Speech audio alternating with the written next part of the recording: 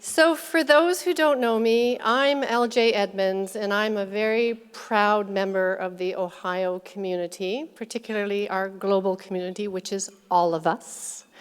I'm your Vice Provost for Global Affairs. I'm the Director of the Center for International Studies, and I'm a professor in the College of Health Sciences and Professions. And you know, tonight is our 7th Gala. I can hardly believe, and it's really easy for me to remember because it was the first year that I came here was when we first launched the Gala. But I have to say, you know, every event has been so special. And every year, I don't know what it is, but it just seems to get better and better.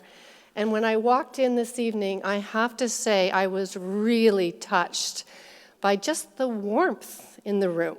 Can't you feel it? Like there's just a lovely feeling, the red, the gold, the glitter, and all the people in the room. It's just really special to be here. So I'm going to do what I usually do at the end. I'm going to do first so that I don't forget the special people who made this event happen, because honestly, if we didn't have our team in the Office of Global Affairs and International Studies tonight, of course this event wouldn't happen. And I really want to give special mention to Jiyoung, Bree, Kate, Marion, and anybody else who I might have forgotten, because I know that it is such a collective effort of our community. So look at this evening, it is really because of them. The other people I have a few and then we can do an applause, because I also want to make special mention to the musicians. That was the College of Fine Arts, the School of Music, the Jazz Ensemble, and I think they again just added just a lovely dimension to our evening. The cultural dimension, I don't know, there's just, again, you add music and you add jazz and, you know, we all have a bit of a skip in our step. It's lovely. I also want to mention Kevin Price, who I think has been at almost every event. And, you know, he's now recording this for future reference, and it's part of our social history. And our social history here at Ohio University, in terms of our global impact, is really important. So we really appreciate what he's doing. Also, behind the scenes, and of course what we're eating, is what housekeeping and catering services does to make these events just that extra special. And I think tonight the food, again, is exemplary, and we're deeply grateful for the extra touch that everybody's made. So if I could just do a round of applause for all of our colleagues. Thank you.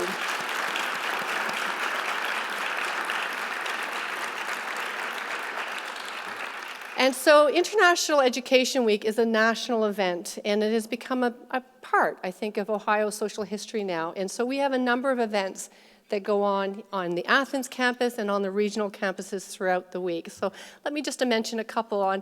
We now start the event with our International Student Union dinner. And again, that was a hugely successful event that started the inaugural week. So thank you again, ISU, for a spectacular and memorable evening on international students and all that they do on our campus. It was really special. We also have the Global Opportunities Photo Competition that is being showcased in the front room. For those who haven't been there, again, those are also special memories that are brought to the forefront. We had the Fulbright Scholars Panel.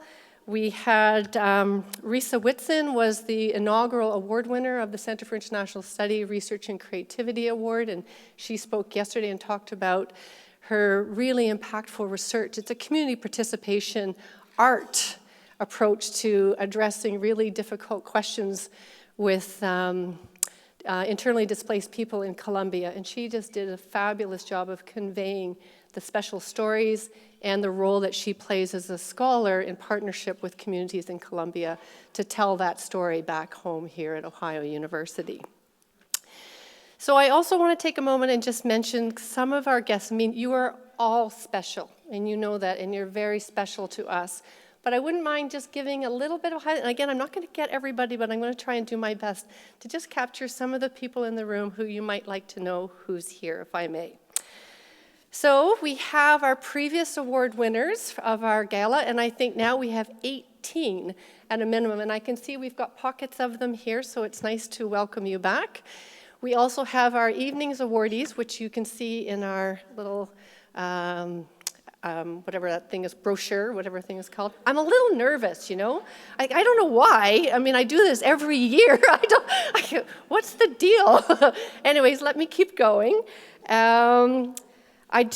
have a special mention to both Raj and Manju Koshal. We're going to celebrate Raj Koshal in a special endowment later on this evening, and tomorrow night we have the keynote address, which is actually the Koshal Endowment that is sponsoring that event, and so I will speak a little bit about that later. But again, we are really delighted, and I hope Raj and Manju, for those who don't know them, they are, well, they're part of our social history. They've just had such a huge impact at Ohio University, and so it's really nice to celebrate them. And I hope you can see a bit of an Indian touch to this evening's event, and we wanted to capture them here tonight, as we will tomorrow as well. Let me just see who else I want to mention here. There's a few. We have, oh yes, and Javier Cabajal, I want to mention, from Ecuador. So Javier, I think Shaden met him earlier. Javier is a professor in biochemistry. Now, he does many special things, but for those who don't know, who likes beer? Anybody like beer? Well, we now have is it the 1566 Jackie O's beer? That's Javier's, and it is now, you can buy it. I thought tonight we should have actually had it now in retrospect, but anyway, so we're delighted that you're here. So he's a visiting professor for the year, so that is just fantastic. We also have a community of 9 delegates from the University of Tabuk.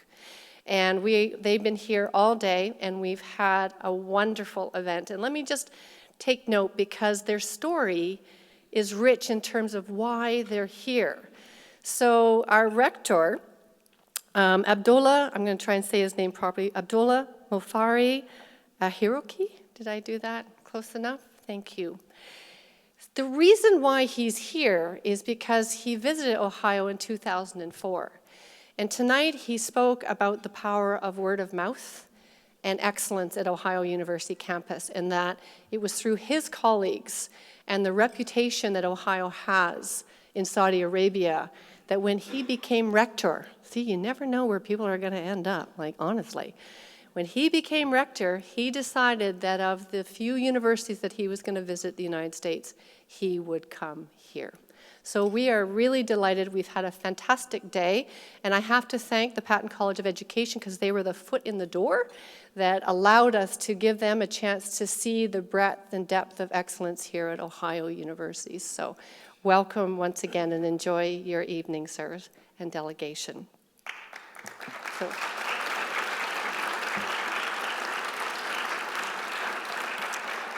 Yeah.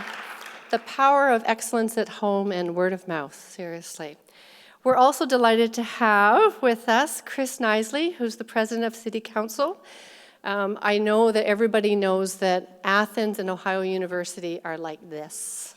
And it's because of the leadership of our Athens Council and our mayor, and also the leadership at Ohio University. So we're really delighted that you're joining us this evening. And we do have an awardee. We know the public transit community is being recognized tonight, so that's another special way to showcase how much we value Athens' role in making this a truly global community. So thank you. So let me just mention a couple of our members of our university community, because we have a few of those too. So our International Student Union is here. Our Student Senate and our Graduate Student Senate are here. We have, of course, our team from Global Affairs and International Studies are here. We have Purba Das. Where's Purba? There she is. So Purba has an important role at Ohio University for those who don't know. She is the chair-elect of University International Council, which is our policy advisory group to the president. So pleased that she's here, because UIC is a very active member of our global community here now. So thank you, Purba, for your leadership. We have members of University International Council here, of course. And then we have a number of deans. I won't mention them because I see quite a few of you, but again, thrilled to have you here. We also have a couple of new deans that I wouldn't mind mentioning, because I see Florence Plasman, who's the Dean of the College of Arts and Sciences, and I see, excuse me, I'm I'm cadetting, can you believe it? Donald Skinner. I'm looking at him. Donald Skinner, who's our new Dean for the Honors Tutorial College, is also here this evening, so thank you for joining us. And Candace Boninger is here, our interim Vice Provost for Enrollment Management. Joe Shields is here, our Vice President for Research and Creative Activity and the Dean of the Grad College. And Shadin Jalali, I think everybody knows who Shadin, who's going to be speaking shortly. And last but not least is our global leader, Ohio's global leader and visionary, and his partner, Dwayne Nellis and Ruthie Nellis. And a round of applause for our special guests, all of you that are here tonight.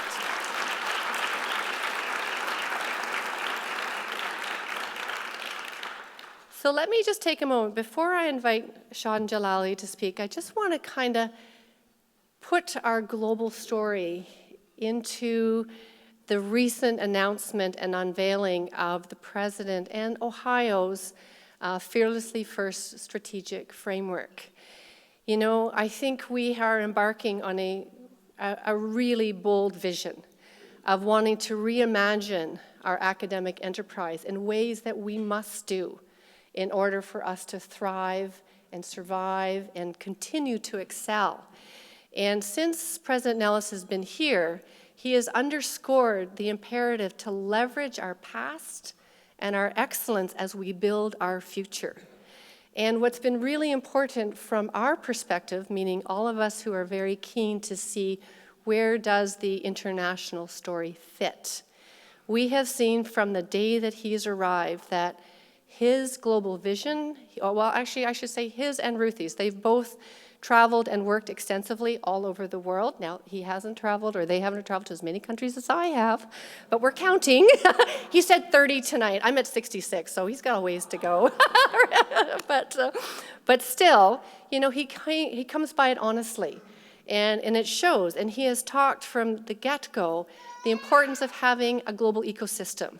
And by a global ecosystem, we mean Appalachia, we mean Athens, we mean the state of Ohio, we mean the United States, and we mean the rest of the world. We are part of one planet in this universe. And being a GIS specialist, he even further understands the importance of how small a celestial body we are, but how important it is that we get along and that we create these relationships. And I think what you see is a person who is a relationship leader.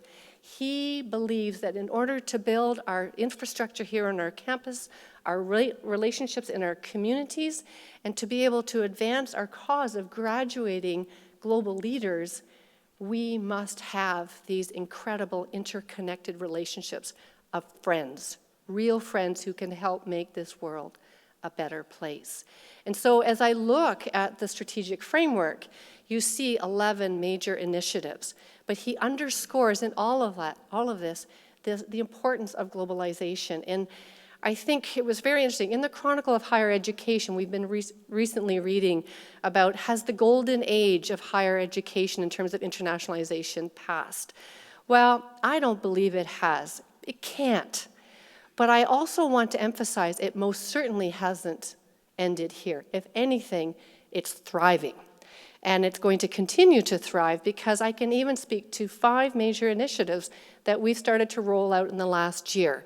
You know, we have the Global Connections program that is about building global capacity on our campus with staff and faculty who have never traveled away to be able to have that transformative experience so they can bring it back and integrate it into their roles here on campus.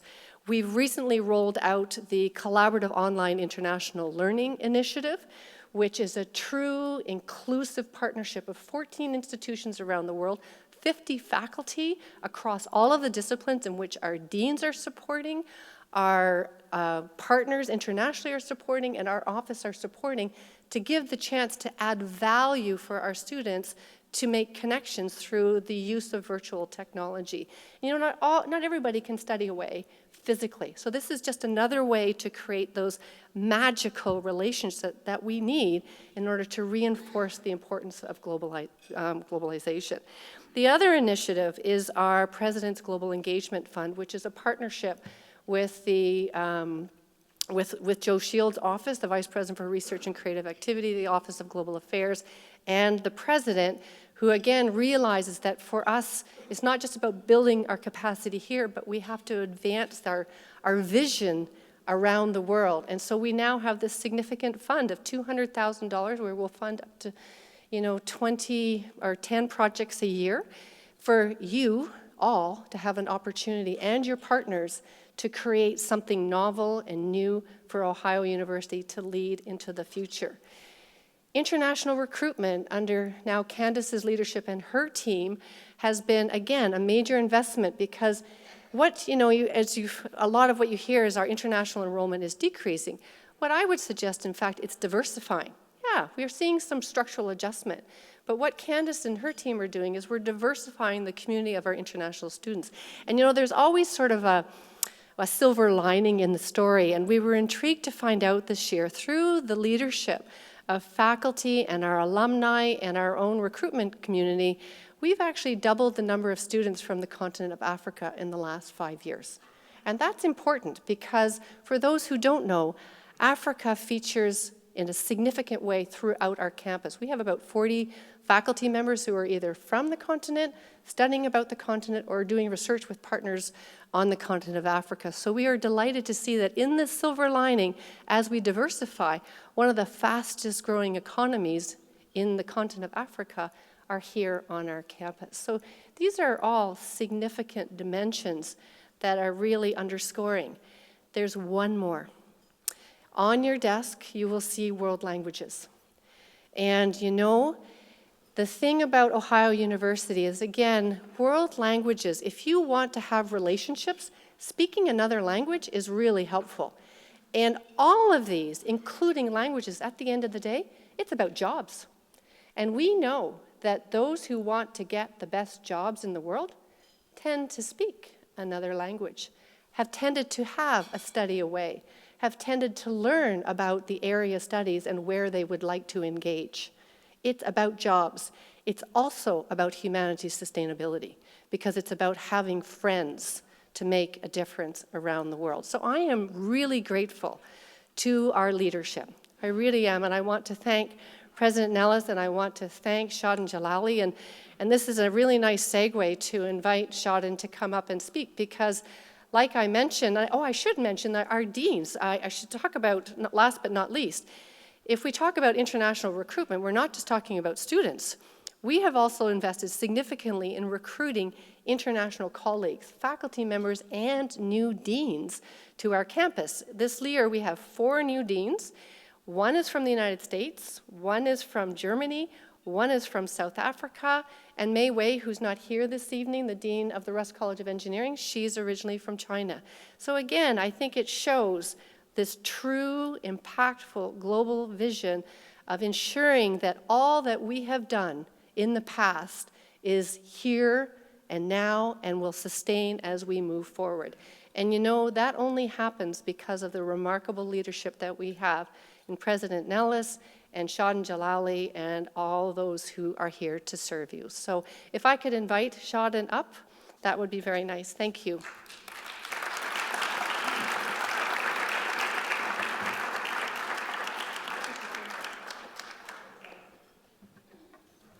Thank you, LJ, for the introduction, and good evening, everyone.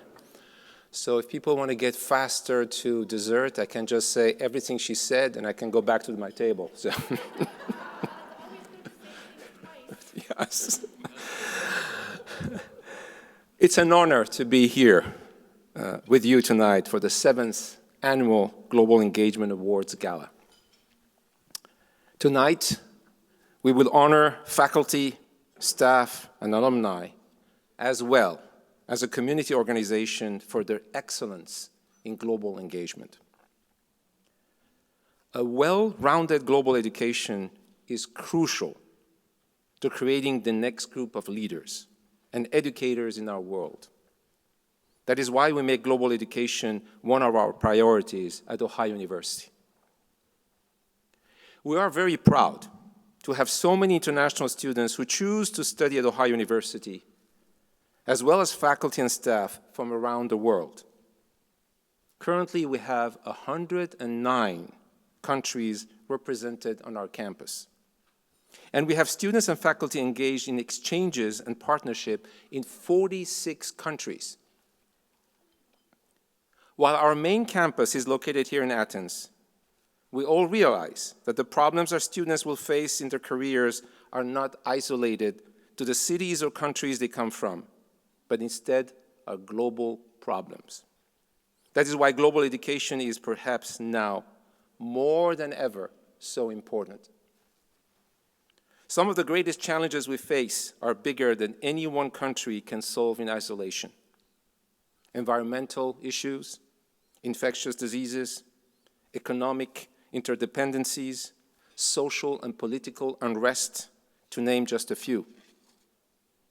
Addressing these challenges effectively requires sustained, coordinated effort and problem solving on a massive scale.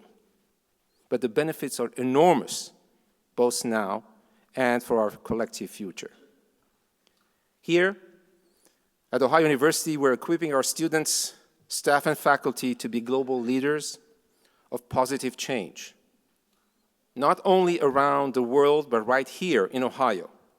We do that through our rigorous academic programs, opportunities to study and internships abroad, internationally renowned visiting speakers, immersion in our vibrant academic environment, and events like our annual International Education Week. In fact, allow me to put in a plug for the inaugural Rajinder K. Kushal Lecture and 2019 International Education Week keynote address, which will be presented tomorrow evening at 7 p.m., right here in this rotunda, by British Indian writer and poet Banu Kapil. The lecture is supported by the new Kushal Endowment, and you'll be learning more about Dr. Kushal's generous gift later in tonight's program. Tonight, you're also going to hear about some of the outstanding accomplishment of our faculty, staff, alumni, and community organization, as well as our distinguished colleagues from Chubu University. And I know that, just like me, you're greatly looking forward to hearing their inspiring words and honoring their achievements. Thank you for being here, and thank you to all of you to support our students and faculties in their global engagement.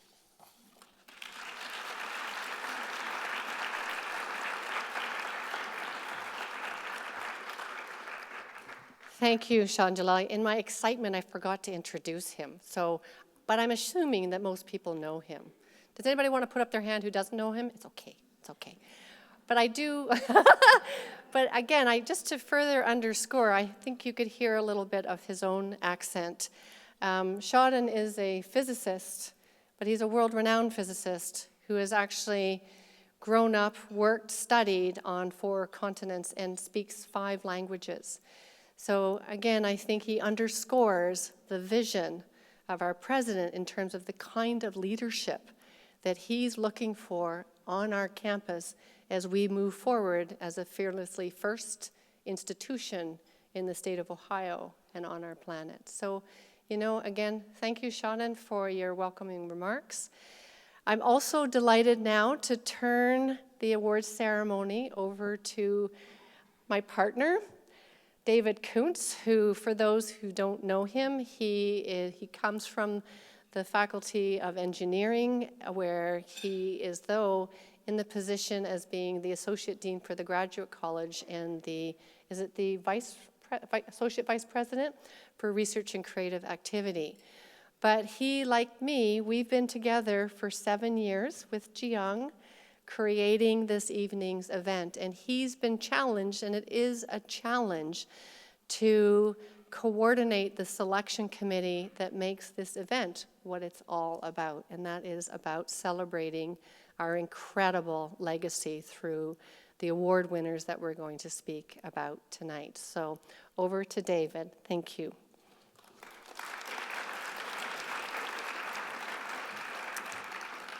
Thank you, LJ. You've actually said most of what I wanted to say here about 7 years and everything, but I want to thank everybody for coming out tonight to help us really celebrate the work that our faculty, staff, alumni, our colleagues, and the community do to support international education. It's amazing that this is the 7th year that we've done this, that we've given out these awards. I know there's some prior winners here in the audience. I've seen you. Would you please stand? I'm on.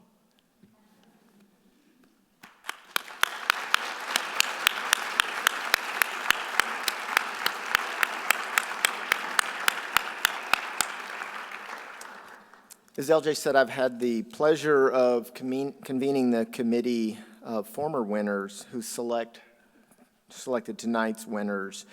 In reviewing the nominations and the credentials of our nominees, I'll say that the selection committee was inspired by the dedication and the efforts of each of the nominees and what they put forth for the globalization of Ohio University. As we looked at them, each of the nominees make Ohio University and the world a better place, and we wanted to give each one of them an award. It was really difficult. In selecting the Faculty Award for Excellence in Global Engagement, the committee looked at 29 nominations for 26 separate faculty.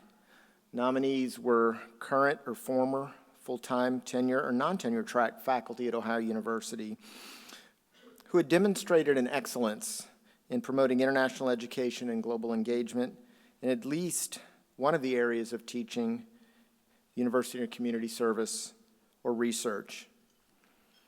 Before we give them out, I'd like to invite Dr. Dwayne Nellis, Ohio University's president, to the stage to help give out these awards.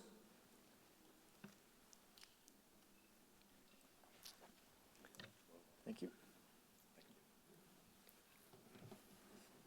Thanks again for your comments.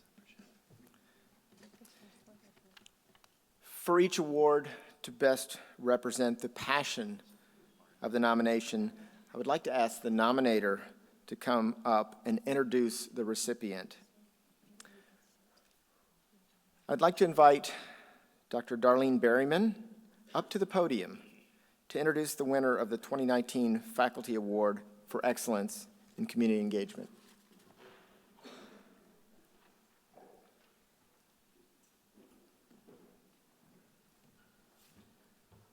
So this is a bit intimidating because I want to make sure I don't screw this up.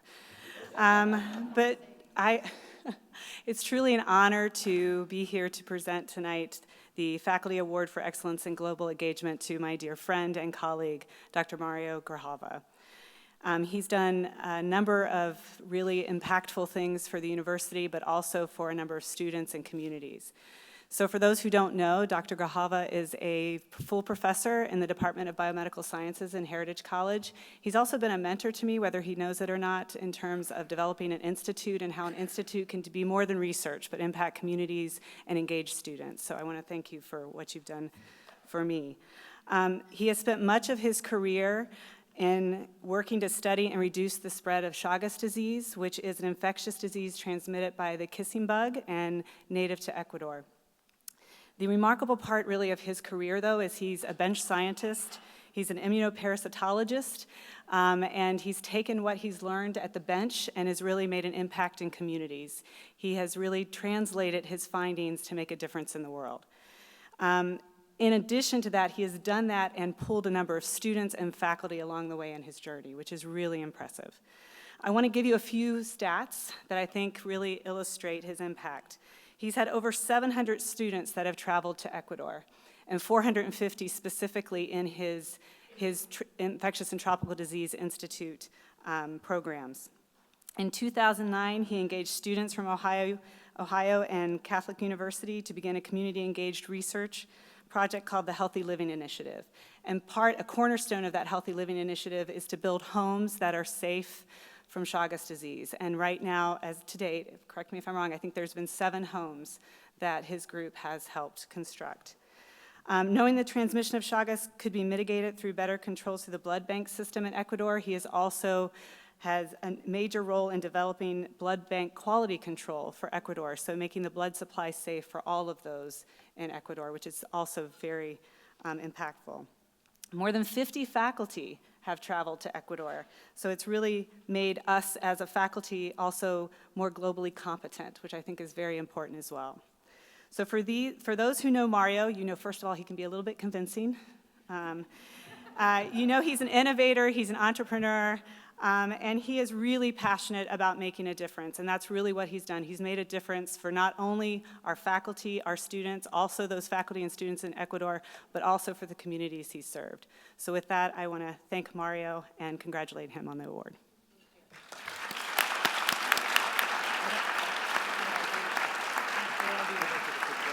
Mario.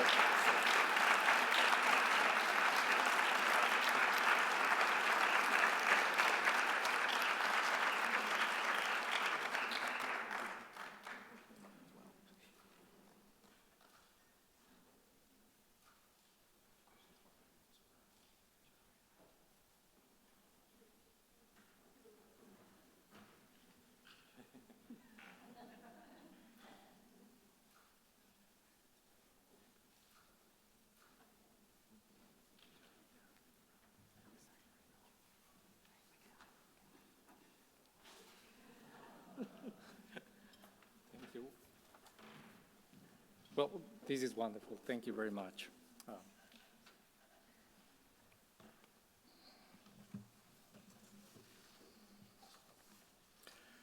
I'd like to start my story not in my time as a faculty member, but rather as a student here at Ohio University. Ohio University has given me many opportunities, which started when I was a graduate student here.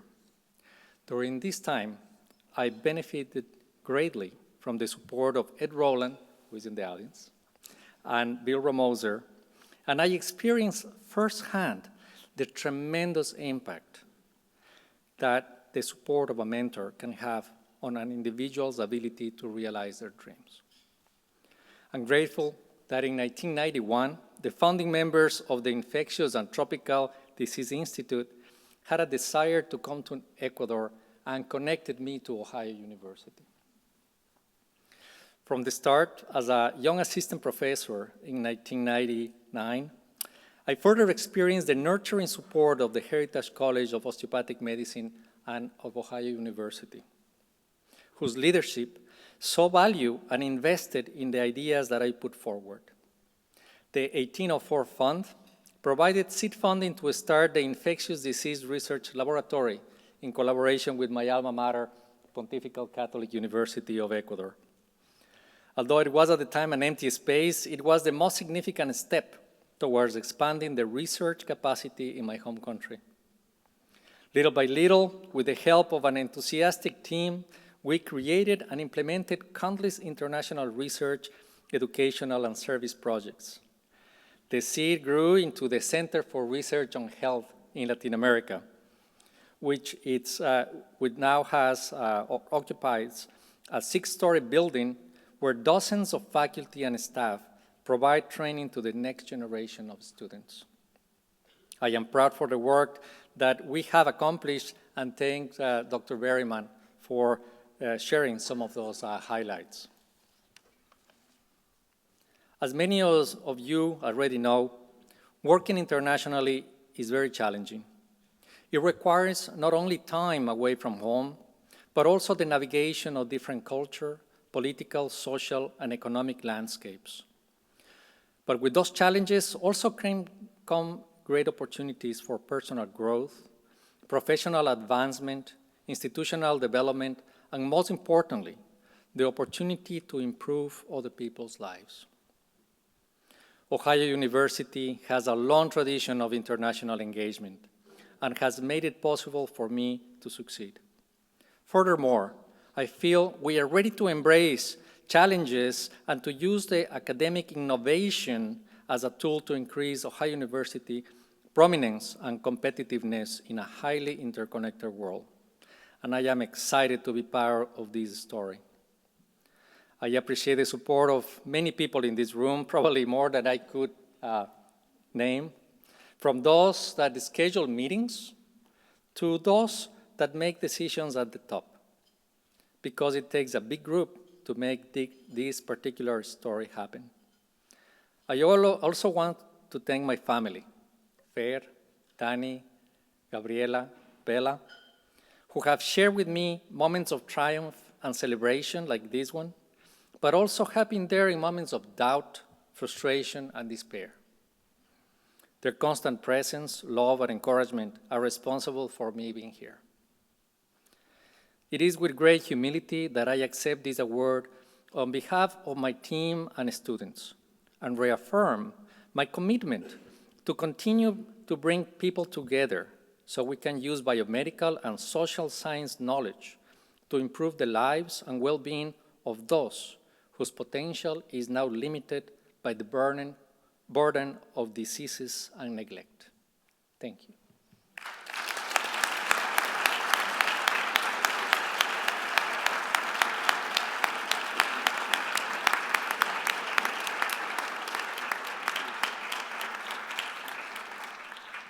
And thank you, Mario, for all that you do.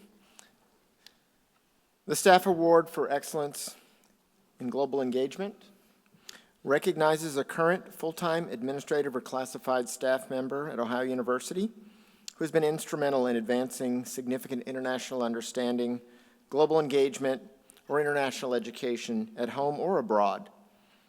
We're lucky at Ohio University to have so many dedicated people to help the students, alumni, faculty, and staff in developing and delivering the programs and services which make Ohio University a diverse campus of learners. I'd like to invite Dr. Jeff Callett to the podium for the announcement of the winner of the 2019 Staff Award for Excellence in Global Engagement.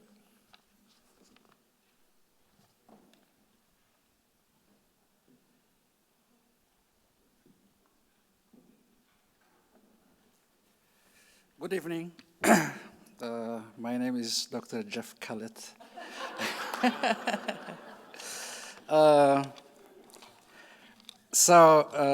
name is Girmay Nagash. I am a professor of African literature and the director of African studies. I was going to mention that Jeff Callett is the sales manager of the Ohio University Press. But as we speak, he is traveling to the African Studies Association, which is held in Boston. It's opening today, so he asked me to do the honors. I would like also to acknowledge that some of I asked around because Jeff Callett could not be here. I was talking to people. It came really very late, so some of the people who know you very well, Jill, particularly Professor Steve Howard, who was the former director of the African Studies program, sent his appreciation, which I would sum up as, he described your career as being, he characterized it as robust and glowing. Jill is from Cape Town, South Africa, and a theater graduate of the University of Cape Town. Rejecting apartheid South Africa, she moved to the United States in 1979 and came to Athens with her family in 1981. She started working for the Ohio University Press in 1982 as a production assistant and eventually presided over the press's affiliation with the Raven Press of Johannesburg, which had been then established as an anti-apartheid publisher. In 2001, she was named executive editor, and in the same year, she established the Global and Comparative Studies series. In 2009, Gillian was promoted to editorial director, and then in 2013, to director of the Ohio University Press, in which position she served until her retirement in early 2019. Jill has burnished the careers of so many writers, including my own, with grace, good humor, and intelligence. At the same time, as director and editor-in-chief of Ohio University Press, she managed an institution which has brought pride and prestige to the university with a handsome publication program and which is the largest academic publisher in the state of Ohio.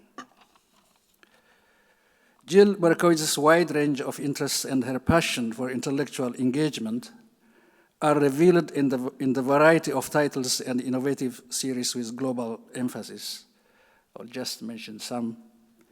Series in Ecology and History, Perspectives on Global Health, the Indian Ocean Studies series, the Cambridge Center of African Studies series, and the Polish and Polish-American Studies series, the Appalachian Studies series, and last but not least, the Modern African Writing series, a series which I had the privilege to be editor of for some years. Thank you.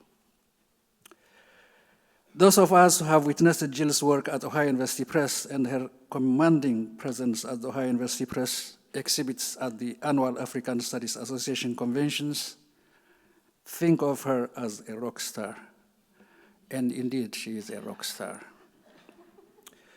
During those exhibits, young scholars, book manuscripts in hand, line up to make an appointment to see Jill and to see how their work may fit into one of the Ohio University Press's African Studies series. Sometimes you may, kindly direct them to another press.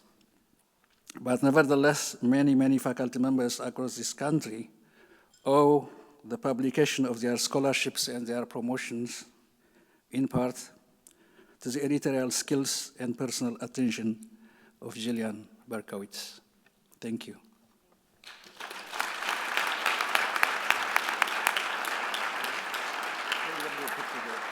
Jillian Berkowitz, please come to the podium.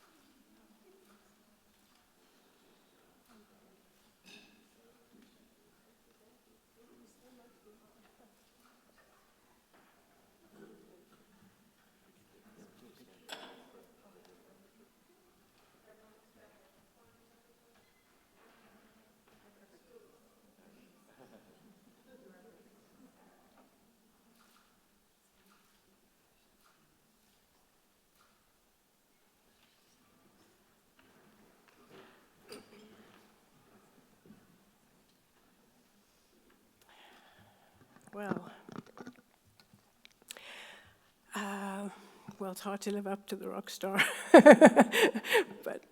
So thank you very much, Provost Jalali, President Nellis, Dr. Edmonds, and everyone on the International Education Week and the Global Engagement Award Selection and Planning Committees. Thank you so much, Girmay, for your very kind comments, and I do want to thank Jeff Callett for nominating me. It is true, he is at the African Studies meeting where I know the press has at least 2 finalists for top awards. We'll find out on Saturday. So this award gives me a welcome opportunity to thank everyone at Ohio University Press, staff and boards for their support, energy, professionalism, and their commitment to the press's mission as an international publishing house. It is Ohio University Press and its record of global engagement that is being recognized here this evening. I want to thank Steve Howard, mentioned earlier, for his moral and academic support and for the grant funds that he made available to the Press African Studies Publishing Program. It was this support over many years that allowed the press to reach out and make critical connections in order to fulfill this mission. I want to thank all the excellent CIS area consultants with whom I have had the pleasure of working, and also the distinguished series editors at universities around the United States and the world who have worked so hard to shape books that have burnished the global reputation of the press and also of Ohio University. These scholars and their international networks have played a significant part in extending and strengthening the press's reach and stature internationally. Professor Tom Carpenter, who also retired this year, a former chair of the press editorial board, contributed to the professional development fund that allowed staff to go to the Frankfurt Book Fair each year to network, observe, and learn, as well as to seek out international partners and rights and translation arrangements for Ohio University Press titles. Because it is one thing to prepare and publish excellent manuscripts, but it is another thing to make those books available to readers around the world, especially in the places about which one is publishing. I have a personal story that I'd like to tell, so pardon me if any of you have heard it. At a reception in Johannesburg, upon hearing, my daughter worked there and around the continent for about 12 years. And at a reception, a man, upon hearing that she was from Athens, looked down at her and said, "You probably don't know this, but Ohio University Press has one of the best African studies lists around." So she apparently nodded and said, "Yeah, I'd heard something like that." Ohio University Press titles on shelves around the world, in libraries, bookstores, even airports, are a tribute to the press's global network of academic and business relationships and partnerships. So I grew up in Cape Town, a city at the bottom of the world, in a country at a time where the people were divided against each other in rage and shame, and where books were censored and banned. In 1975, the playwright Peter Dirk Ace wrote a play called Gods Forgotten, about a country's isolation under despotic rule. I worked at the Space Theatre in 1975, and I clearly remember that feeling of isolation and powerlessness. And I am so grateful to my dear colleagues at Ohio University Press and throughout the university for their commitment to the sharing of ideas and stories around the world. I want to thank the authors with whom I have worked, because they represent the commitment to humanities scholarship and international collaboration that we are celebrating this evening. I would urge you to support the Ohio University Press's Young Scholars First Book Fund that supports the publishing of critical first books by early career scholars and writers on the African continent and in the Appalachian counties of the United States. The press is in very good hands, and on behalf of my former colleagues, I thank you again for this recognition and honor.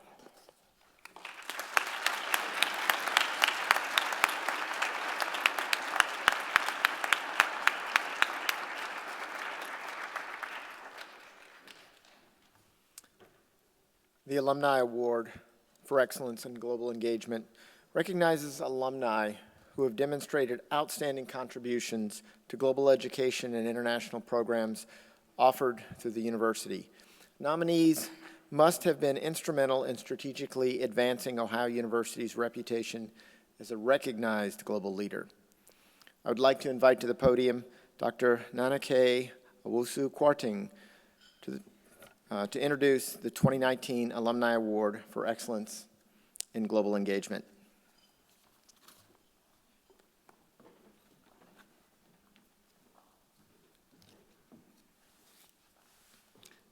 Good evening, Mr. President, honorees, distinguished ladies and gentlemen. It is with humble but excited humility that I represent Garden City University College, Kenyasi Kumasi in Ghana, to introduce a fellow Bobcat to be awarded the 2019 Alumni Global Excellence Engagement Award. He started in communication, that's the big word now, as a newspaper vendor, or graphic boy, as we call them in Ghana. Upgraded as a messenger, did a career change as an accounts clerk, loved what he saw in that profession, determined and earned 3 degrees, one from the Kwame Nkrumah University of Science and Technology in Kumasi, Ghana, and 2 here in Athens, Ohio. The visionary and philanthropic niche within him saw first SITMAS, and then later on Garden City University College, established with collaboration from friends and the regulators back home in Ghana. His rainmaker niche and attributes saw and has seen his influence in the lives of the thousands of Garden City University graduates, in the lives of the current students numbering about 2,000, and in the lives of the hundreds of staff back home in Ghana, including myself, and here in the United States. Please permit me to introduce and call to the podium the founder and chancellor of Garden City University College, Kenya Kumasi, a Bobcat of 1983, Mr. Albert Akwa, certified public accountant.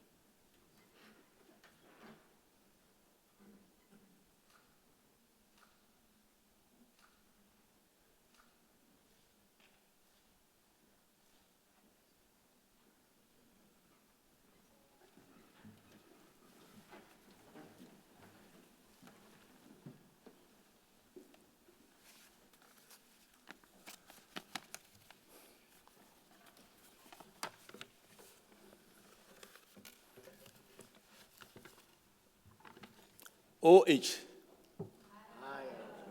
No, that didn't ring very well. OH. One more time. OH. Thank you very much.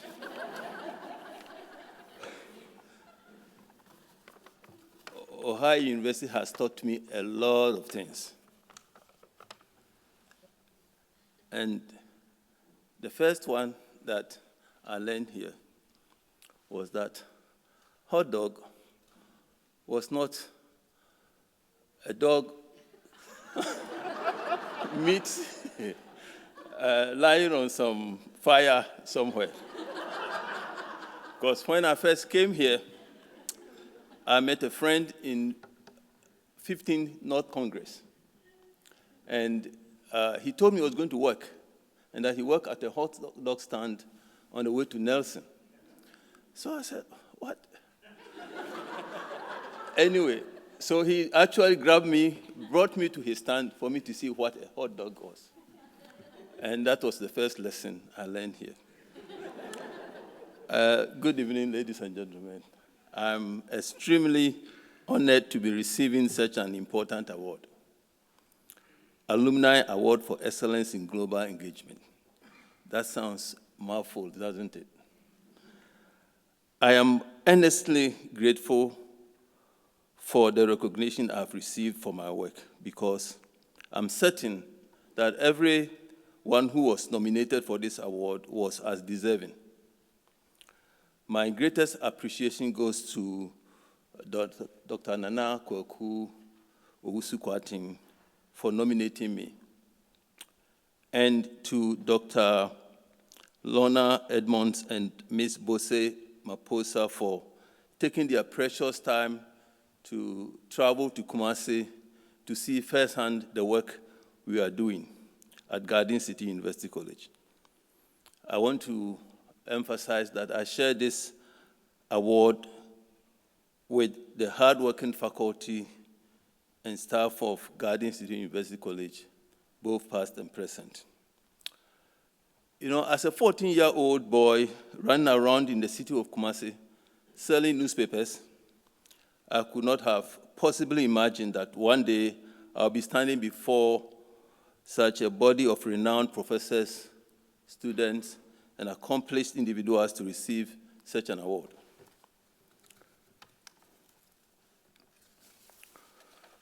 I completed my elementary school in Ghana at the age of 1968, and I was about 15 years. But due to poverty and hardships, my parents could not afford to enroll me in high school. While most of my classmates and my neighborhood friends were going to high school, I engaged myself just to sell the newspapers to get money to live on a daily basis. But by divine intervention, I happened to go to the employment center. And the first day that I went there, a gentleman came in, stood by myself, and asked me, what am I doing here? And I told him I was looking for a job. He told me if I get my card, I should bring it to his office. That gentleman is sitting down here. His name is Mr. John Osetutu.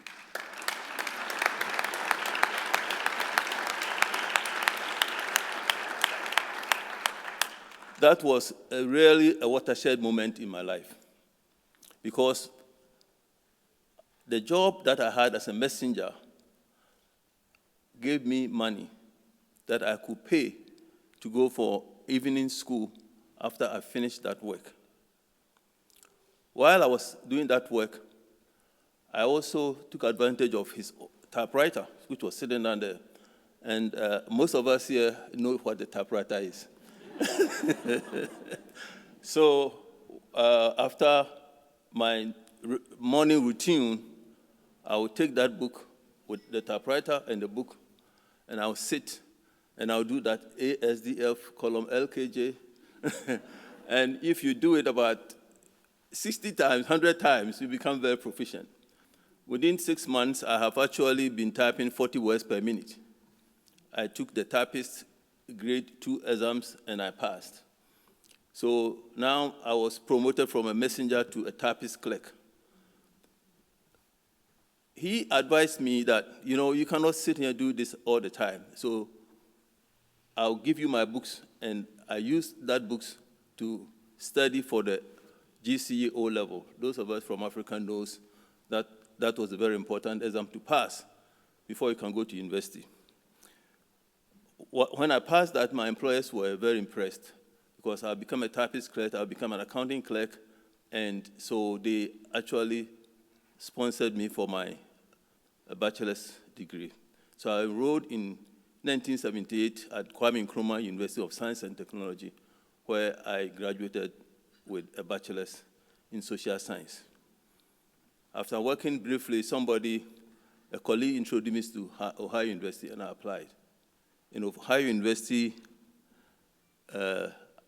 provided me the tuition scholarship that enabled me to come. I got the tuition scholarship, and I got Nelson. Nelson Kitchen was my favorite place in my times here, because I lived on Nelson every day. I made sure I get my 20 hours every week that we are allowed to work, so that I can have enough money to pay for my room. Thank God, in my second year, I got a research assistantship from the economics department, and made things a little bit better. When most people hear about my work, the two most common questions they ask me: what motivated you to start a college? And how did you do it? As I've talked about my background, the time I came up, there were only 3 universities in Ghana, and it was very hard to get in. So it has been on my heart, and most of us from other foreign countries, when we are applying for international studies, we're always thinking about, oh, we want to go back home and help and do something to help. So that thing has been bugging me for a long time, and so I've always been thinking, if I get something, I want to go home and do something to help. So it had all been on my heart. So when I started working after OU, I went to Washington, D.C., I got a job. It was on my heart. And to do that, I needed to have a savings. So I purposed myself. At that time, I was single and working as an assistant controller at a bank. I got not a whole lot of money. People who work in bank knows they have high positions, but the pay doesn't commensurate with the positions. So, but what I got, I made sure I saved. For 5 years continuous, I saved $1,000 every month. So in about 5 years' time, I have about $60,000. And that, to me, was what I used to start the school. In addition, I found used tables, chairs, computers. I could travel from Washington to Charlotte, North Carolina, and buy stuff, drive it in the truck myself, and ship it to Africa. The motivation was that I need to create opportunities for young people like me when I was that age who could not get into those big schools in Ghana. So we started the College of Information Technology and Management Studies, a huge name, but all that it was a 2-year program in repairing computers. Because at that time I felt people who are from high school may need some skills, vocation and entrepreneurship. And that's why we started. Eventually, in 2005, we changed the name to Garden City University College because Kumasi was named the Garden City of West Africa by Her Majesty, the Queen of England. And so Kumasi, most people in Ghana knows Garden City as Kumasi. That's why we chose that name. Since about 2005, when we started, Garden City has enrolled approximately 9,000 students with 98% graduating rate.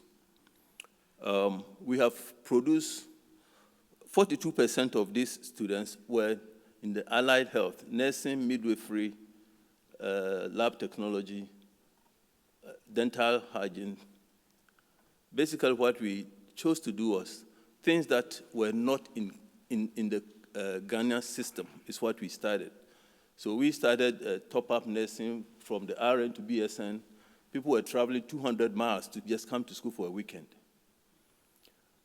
So right now, I can boldly say we have transformed the nursing profession in the whole country.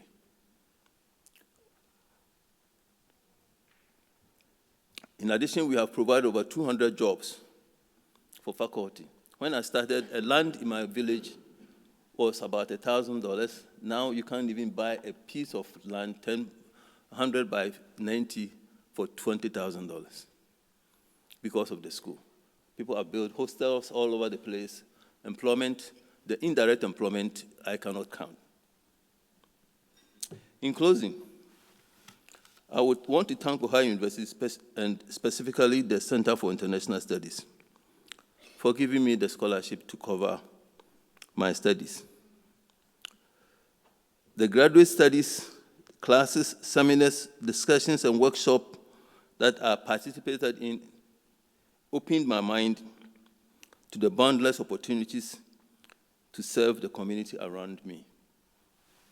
I also want to thank my wife, Dr. Phyllis Akwa.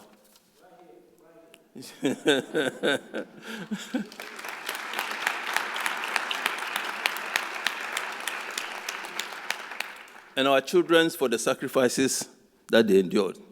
You believe me, if you put $1,000 away, vacation gets canceled. I thank Mr. John Osetutu for his guidance and the opportunities that he gave me.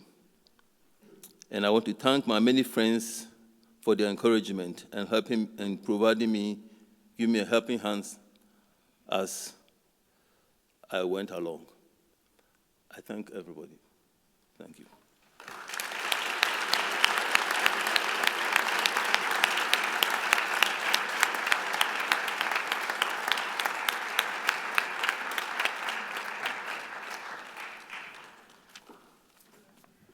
What a great story. Chubu University has been a historic partner to Ohio University, and I'm very proud to introduce Professor David Bell, who will introduce this year's recipient of the Tanaka Ohio Award.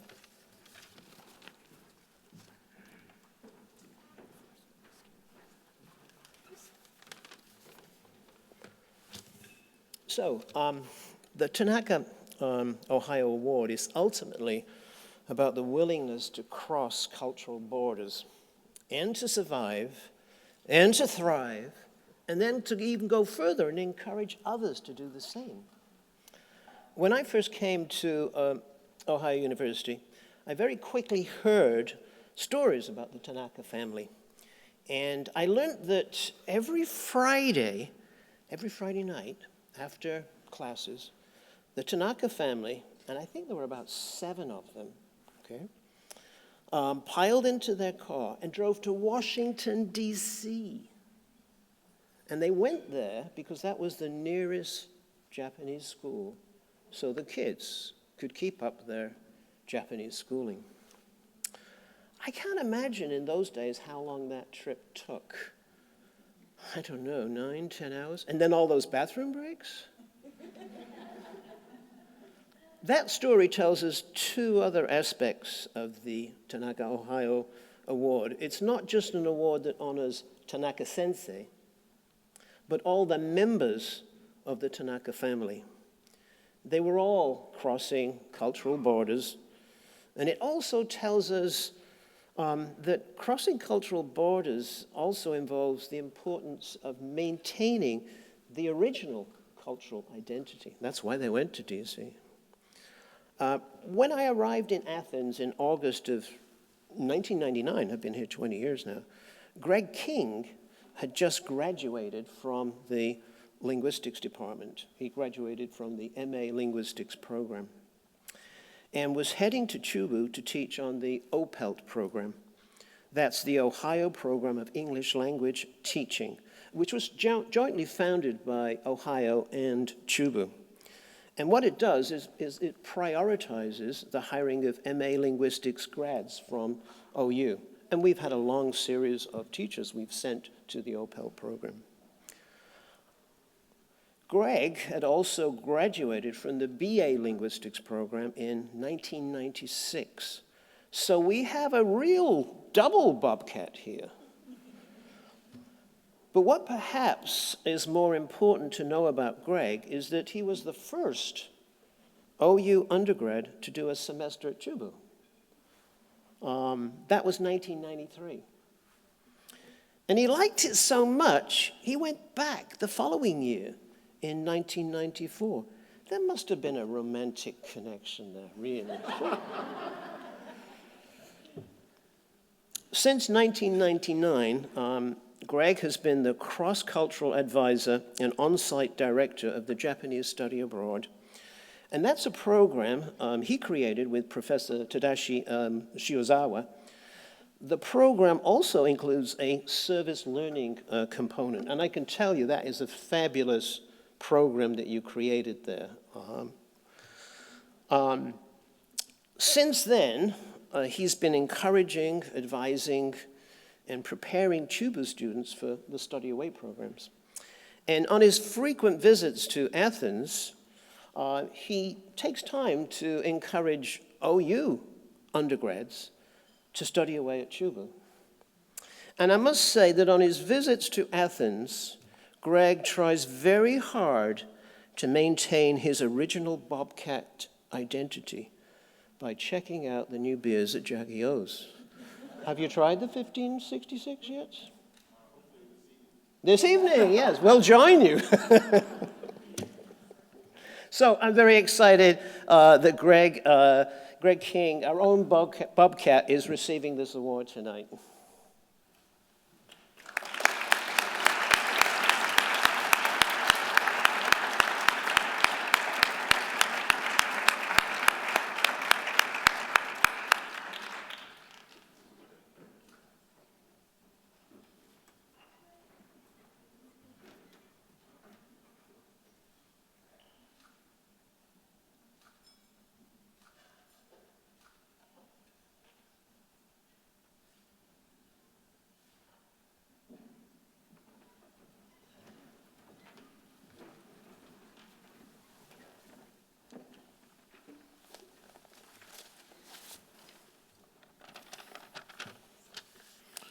Good evening.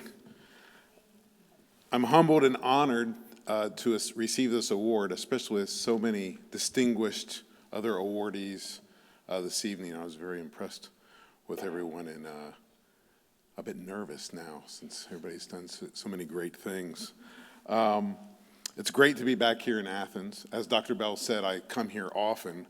I'm going back to Japan on Saturday, but I'll be back here again in 2 weeks to pick up my students. There, you can see some of them are in the back there at, was that table 12, I think? I can't see that for 14 or something. But yeah, they're great. We have 35 students that have come this year, and I've been lucky enough to be able to prepare them before they come to Ohio University. Like Dr. Bell said, I was on the first study abroad program from Ohio University to Chubu University. I'd never planned to go to Japan. I'd never planned to live in Japan. I had no major interest in Japan. One day I was in the dormitory in Crawford when I was a freshman, and there was a guy who was studying something strange, some strange writing. And I looked at him, I said, "What are you studying there?" And he said, "That's Japanese." He's like, "You couldn't do it." I'm like, oh, I couldn't. So next semester, I guess it was quarters back then, I started taking Japanese. And then they came up with this study abroad program. And I was like, I can't go over there, and it costs a lot of money to go overseas and whatnot. And I had a friend who was in my class, James Glazer, and he kept pestering me and pestering me and pestering me. He's like, "We're going, you're gonna go." So I relented. My mother helped me. She was a French major at Ohio State, but then got married and never studied abroad, so she really wanted me to study abroad. And so I ended up going to Chubu, and it was great. I had a great time. And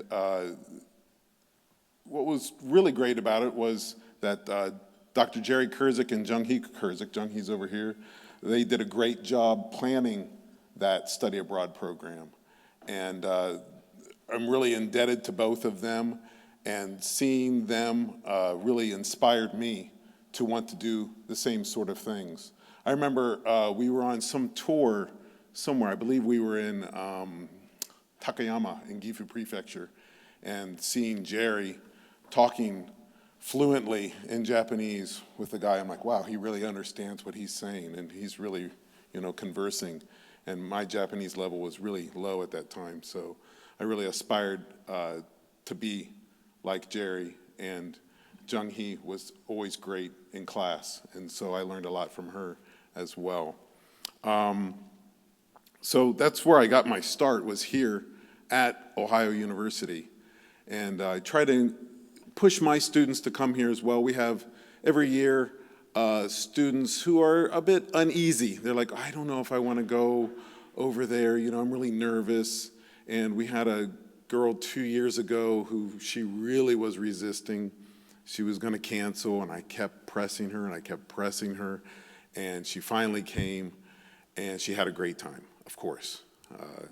It's a great program that Jerry has set up here. And his service learning project was good. And they go to an elementary school every Friday, and our students share about Japanese culture, and the students at the elementary school share about American culture. And that's a really good program. We have a student, probably several, but one that I know of who ended up coming to study abroad at Chubu after he had this, we call it Chubu Buddy Program. And now he's trying to go back to Japan. I just wrote a recommendation letter for him for the JET program, which is a program for young graduates to go to Japan to teach English, team teach English at elementary through high school. So yeah, it's a great program. So yeah, I'd really like to thank both the Kurziks for their support and the linguistics department for their support as well. I'd also like to thank Dr. Christopher Thompson. He's not here this evening, but he's been a great partner throughout the years. Since 1999, we've done several programs with students coming from Ohio University to Chubu. We had a program set up in Iwate Prefecture where they did a homestay. We also, when that kind of fizzled out, you know, homestay programs can only last for so long, we started another one down in Asuke, which is part of Toyota City in Aichi Prefecture. And then 2011, March 11th, there was a big earthquake and an ensuing tsunami, and Chris got quick to work and we got connected with Iwate Prefectural University, and we've been taking students up there on doing tsunami relief and helping the residents up there, delivering water to residents who are in temporary housing and whatnot. And several faculty from Ohio University have also joined us on that as well. Somebody spoke earlier about Dr. Howard. Dr. Howard, he came with us before. I know Dr. Shields, he's been there with us before as well. So that's a really good program. We're going to start a new and innovative program, hopefully next year, with, see, this was in conjunction with, let me find my notes here. I'm sorry, Dr. Sabra from the College of Fine Arts, and with another grad from the linguistics department, Pat Maher, who's at Iwate Prefectural University. So that's a new project, global engagement project that we hope to be working on in the near future. I also look forward to working with Dr. Greg Kessler in the College of Education, along with my colleague David Lawrence, who's also in the English department with me at Chubu University. We have a COIL project that we're going to set up next year, hopefully, for the students who are coming to Ohio University, and they would hopefully learn about Ohio from the Ohio students before they come, and hopefully our students can teach those students about Japan as well. And LJ was talking about that earlier, the COIL. I forget what COIL stands for, but when she said it, I was like, yeah, it's COIL. So, well, I'm looking forward to doing that as well. And lastly, I'd really like to thank my students. I mean, I love coming here and seeing them having a good time. When I bring them over, sometimes I will accompany them in August when they come over, and it's problem after problem after problem. And, you know, they don't want to see me go. And they're like, oh, don't leave, don't leave. And then when I come back to pick them up in December, they don't really want to have too much to do with me. So, which is good for me. I can do whatever I want. But yeah, they don't want to leave. It's hard for them to leave. They have a great time here. Several students have come back to visit and whatnot. We've had a few marriages along the way. So yeah, it's a great program. And I really thank Ohio University for all the opportunities they have given me. So yeah, thank you very much.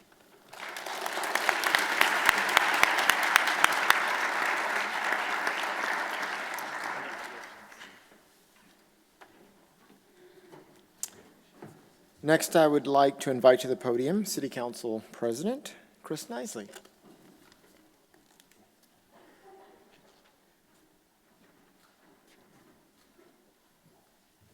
Good evening.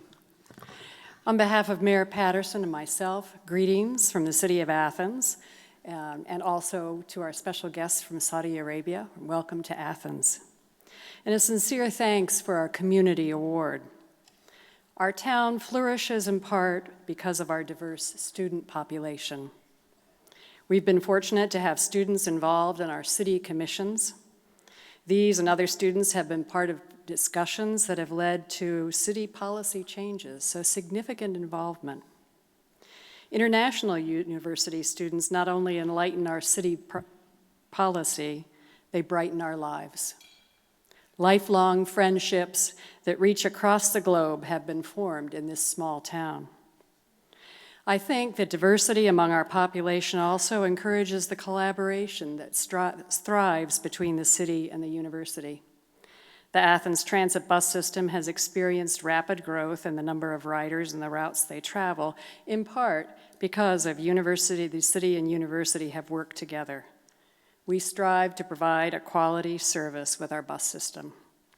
Our bus driver, Jeff Workman's efforts to reach out to the international students and faculty is the human side of the award to Athens Transit. How proud we are that one of our drivers would learn greetings in the students' native language and play music from their home country. How proud we are for the leadership of Mary Daly, who is our director at Athens Transit and is here tonight to accept the award. How proud we are that with city and university working together, we can foster a bit of global engagement through our Athens Transit. Working together, we are smarter and stronger. Thank you so much.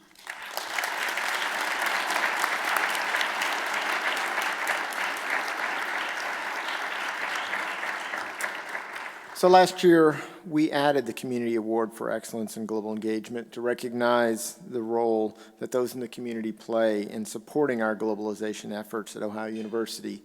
I'd like to invite Anna K. Rowe to the stage.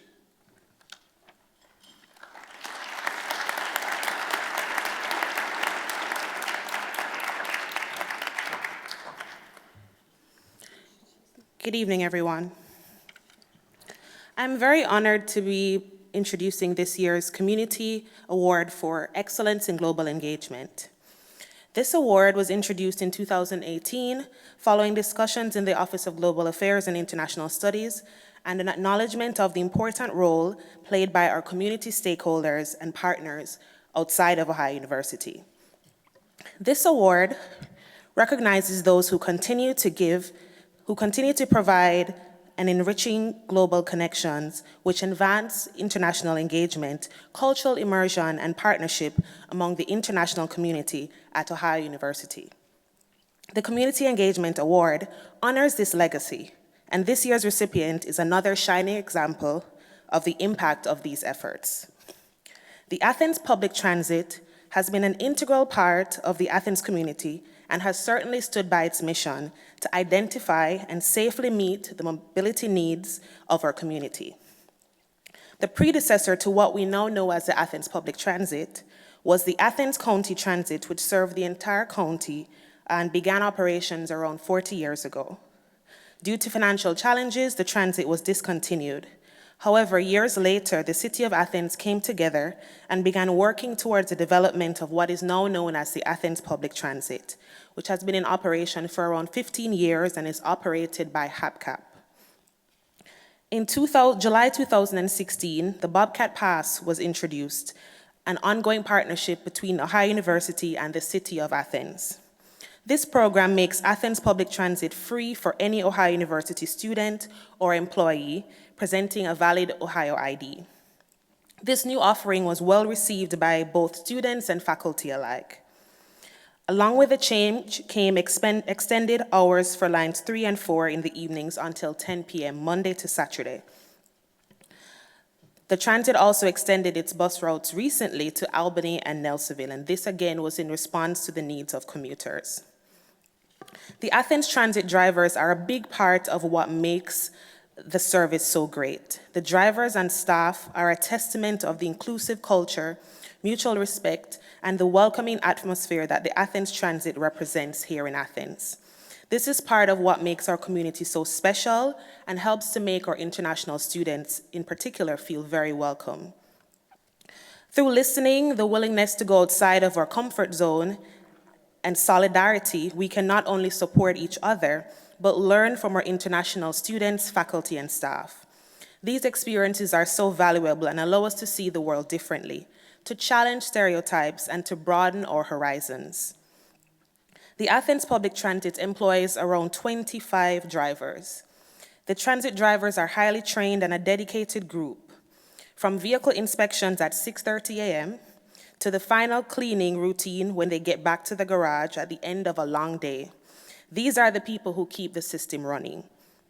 So the next time you ride the transit, I want you to take a moment to thank Andrew, Ars, Charlie, Craig, Greg, Hatem, Jeff S., Jeff W., Jenny, Josie, Kathy, Christy, Misty, Paul, Rich, Rosemary, Sam, Teresa, or Wade for making your trip possible. Along with the dedicated staff, and I know Mary Daly was mentioned earlier, and she will soon join us on the stage, along with Amber Hewitt, David Smith, and David Hope. The transit would not be possible without all these individuals. So today we want to thank the Athens Public Transit for being willing to create spaces for empathy, for fostering meaningful connections and relationships, and for really helping us to be stronger and better together. I know at Ohio University and Athens is known as one of the poorest counties in our country, and we all know this. However, we're also one of the best college towns in the United States. So there is truly an abundance of knowledge, skills, and experiences in our small town. We are truly interconnected, and if you have any doubt, I'd like to invite you to just take the transit, ride the transit one day, and to experience, listen, and observe. So in recognition of their stellar service, dedication, and commitment to global engagement in our community, it is my pleasure to present this year's Community Engagement Award to the Athens Public Transit.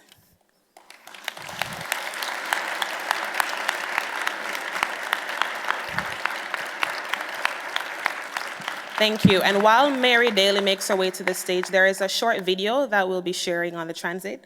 And I'd like to thank Nikita Ford, who is here today, for her excellent work on making this video possible. Along with many of the participants in this video are here today, all international students. So really, this video would not have been possible without you, Nikita, and all the other international students who participated.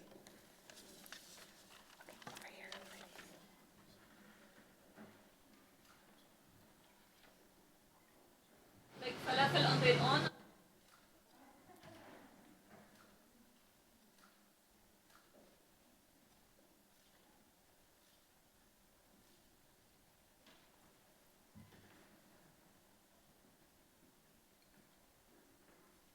Like falafel on their own or something? It's like round balls. Yeah, brown balls. And you put it in salt or something. Yeah. It's really good. It's good. It's one of the traditional things back at home. So your food is similar to the rest of the Middle East. So falafel is technically from Palestine, but also like it's spread with globalization, it's everywhere. Like even nowadays you can find falafel here. My first week here in winter 2016, that I started using the public transit, and then you even have to pay like $1 to ride. I think it was only a year after that the universities had some sort of partnership, probably with the city, that allows students at OU to ride for free.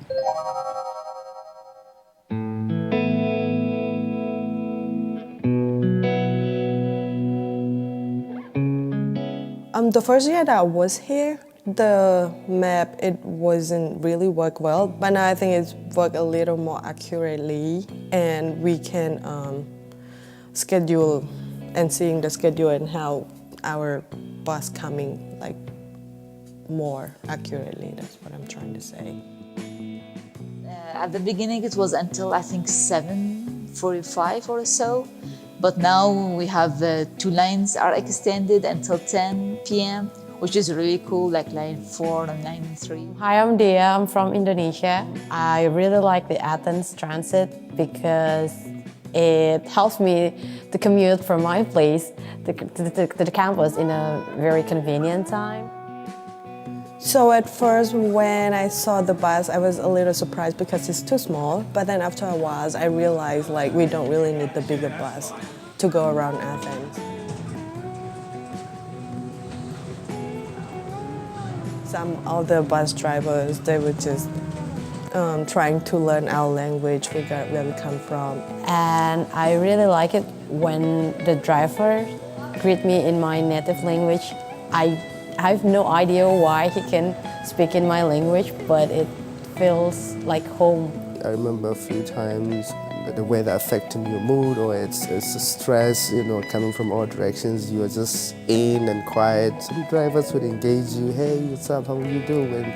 Do you hear from people back home on how is school going? How long do you still have to go here? Sometimes they really engage you in such, small discussions and conversation that takes your mind away from the stress, from the daily stress until when you get off the bus.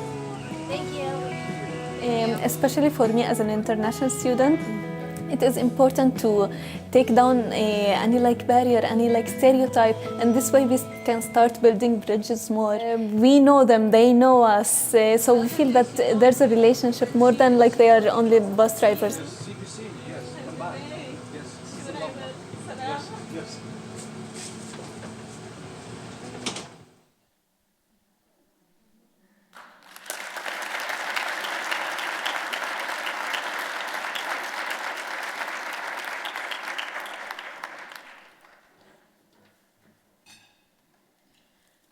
I'm really not sure how to follow that. We do take great pride and appreciate this recognition.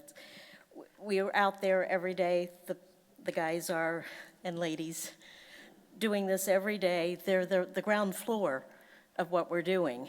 So I really want to appreciate them. And guys, I'm going to say your name and at least stand up for me, please. So, Tom Rogers, Josie Taylor, Craig Hunt, Jeff Workman, which you recognize from the video, and Christy Potter. Christy does one of the jobs that most of us don't want to do. She drives the late night bus till 3:30 in the morning, so that's a challenge. But like I said, I'd like to thank everyone for bestowing this great honor on us. Our purpose is to provide transportation from point A to point B, but for everybody in the community that needs help, school, work, play, whatever that basic role is, it's a vital need in our community. But not only are we assisting people with their travel needs, we get to wind up being somewhat of an instructor role. And that's one of the great pleasures in our jobs. Not only do we try to help people learn how to navigate our town, we also get to introduce the ways of Americans, Ohioans, and Athens Countyans. Yes, let's face it, we can and will, are very unique in many ways. Along with the international community learning from us, we get the privilege of learning from them. Most of us have not had the opportunity to visit other countries, so you're bringing a piece of your world into ours. We have frequently commented that we should write a book about some of our experiences and stories that we've heard on the bus. I've been a part of Athens Public Transit since 2006. I started as a driver, and one of the things as my position has changed that I miss is more direct contact with the people. So that's something that many of the drivers comment and like. One time I had a couple get on the bus, and as an example of learning both ways, and they wanted to know what the little round things with hats on were. And it took me a minute, and then it dawned on me. Do you guys have any idea? Acorns. They didn't have oak trees where they were, and they were acorns, but it was little round things with hats, and I thought that was so neat. And another time I had a gentleman come into my office to learn about the bus system, and I was explaining things to him when he interrupted me and said, "You mean the bus stops moving so that you can get on?" And I was like, "Well, yeah." And he said, "In his country, they don't." So, he says, "You run and jump on." Me, I'd wind up under the bus, I think. But over the years, the drivers have shared many, many tales and stories of interactions. We could be here all night telling stories and talking about it. But learning a few words of the different languages is something, as you know, that some of the drivers have taken it upon themselves to do, and I greatly appreciate that extra effort that they put in. There's a lot of different, one of the drivers was telling me about the different dialects that they've learned from inside the same country, which is like with us, where we have our Southern, Texan, Boston, and again, Athens County has their own little twist on things. But frequent conversations on the bus can be anything from cooking, sports, makeup, fashion. Holiday celebrations and traditions are shared and compared. So many close relationships have been developed between passengers and the drivers.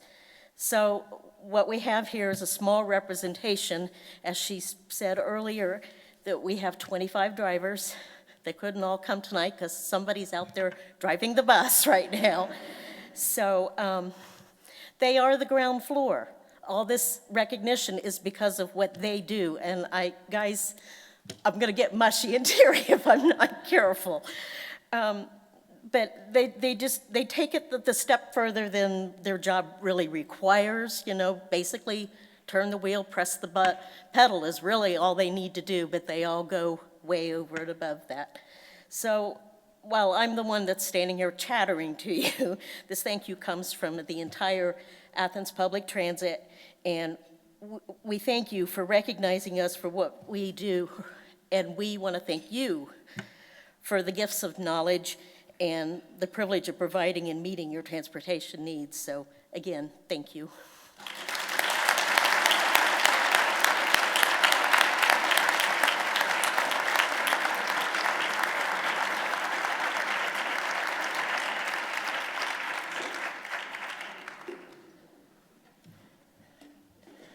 So thank you, David, again, for helping us select, which you could see was a pretty incredible, I guess, insight into the kinds of giving that our staff, our faculty, and our alumni bring to Ohio University.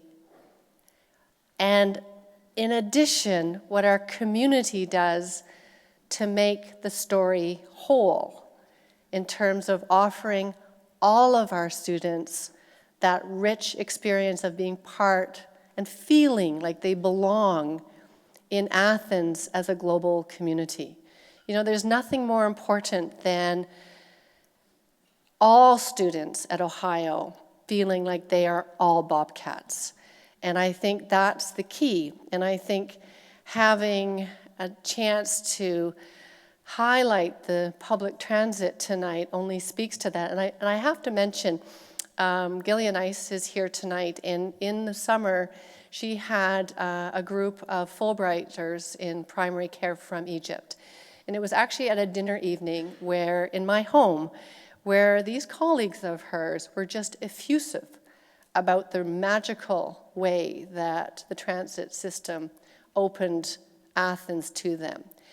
And then when we mentioned it to others, it just was, you could see that this was very much part of how we felt at Ohio University about you and about Athens. But I'm chattering a little bit because now I'm gonna try and not get too emotional, actually, because, and I knew I wouldn't be able to do it. I was kind of holding off a little bit. So at Ohio University, you know, we have this incredible rich legacy of building this history. And I said, you know, President Nellis has brought in this global vision where he wants to leverage our past and see the richness of our community. And you've just showcased that again tonight. And in 2017, we created a Lifetime Achievement Award for 2 special colleagues. And we are standing on the shoulders of both of them, but in particular, one person this evening, Marianne Flournoy. And in 2017, we celebrated this incredible person who, and I'm going to try and paraphrase some of the really memorable remarks of Catherine Kutcher, who is our assistant director in the Center for International Studies, but a close friend, colleague, and I also believe Marianne was a mentor of hers in terms of how she portrayed this incredible person, Marianne Flournoy. So in 2017, we celebrated her. Tonight, gosh, are we showcasing pictures? I hope so. So tonight we're going to honor her legacy because Marianne passed away.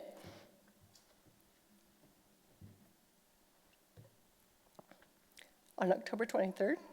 Okay, good. And I'm really pleased, as I try to move on, I'm delighted that tonight we have Hailey and Annie and Katie, the daughter and granddaughters, if you could please stand up, of Marianne.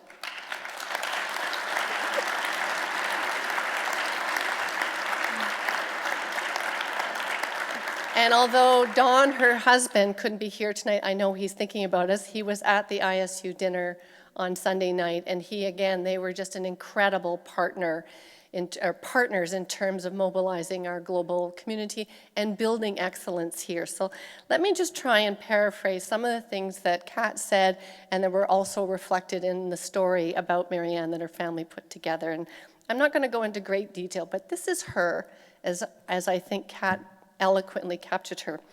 She was a fierce, and I mean fierce, supporter of social justice. She was an anchor for so many students here at Ohio University. She was an anchor for so many students in the elementary school where she was a teacher. You know, she was ahead of the diversity and inclusion story. She lived diversity and inclusion and fostering cooperation, which really is what global engagement is all about. And she was very much a part of Ohio University in so many ways. You know, she was the associate director of the Center for International Studies for many, many years in the 80s and the 90s. And that was a time when the growth of globalization at Ohio University really was spawned. And again, the legacy of many of the colleagues in the room here tonight that we're celebrating were part of her story. And she just played an integral role in this. Both they had students to their home, and then she was moving programs in the center, but she was also all across campus, engaging. And so she was really an incredible, pleasant, thoughtful force to be reckoned with. If you can have all of those qualities, she had them. And we will honor this as we move forward. She connected through the Ohio Valley International Council, she connected our international students with her students and students through the grade 6 or grade school system, so that students who had never met students from another country, students from Appalachia, I should say, who'd never met students from another country had a chance to say hello and just have a glimpse into that world, which, you know, today you can see the leadership, you can see her vision. And last but not least, she's a steadfast agent of change, and she will be an agent of change forever, because one of her legacies with her family, you know, she and Dawn had this vision. You know, we talked tonight about the importance of building this university community relationship. And through the Sugarbush Foundation, that is what they have done, and that is what they are doing. And Hailey is the president of the foundation. So you can see her vision is here forever. And I don't know if there's any other way we can describe Marianne. Have I done justice to her, Kat? Thank you. But really a very special person. And when I first arrived at Ohio,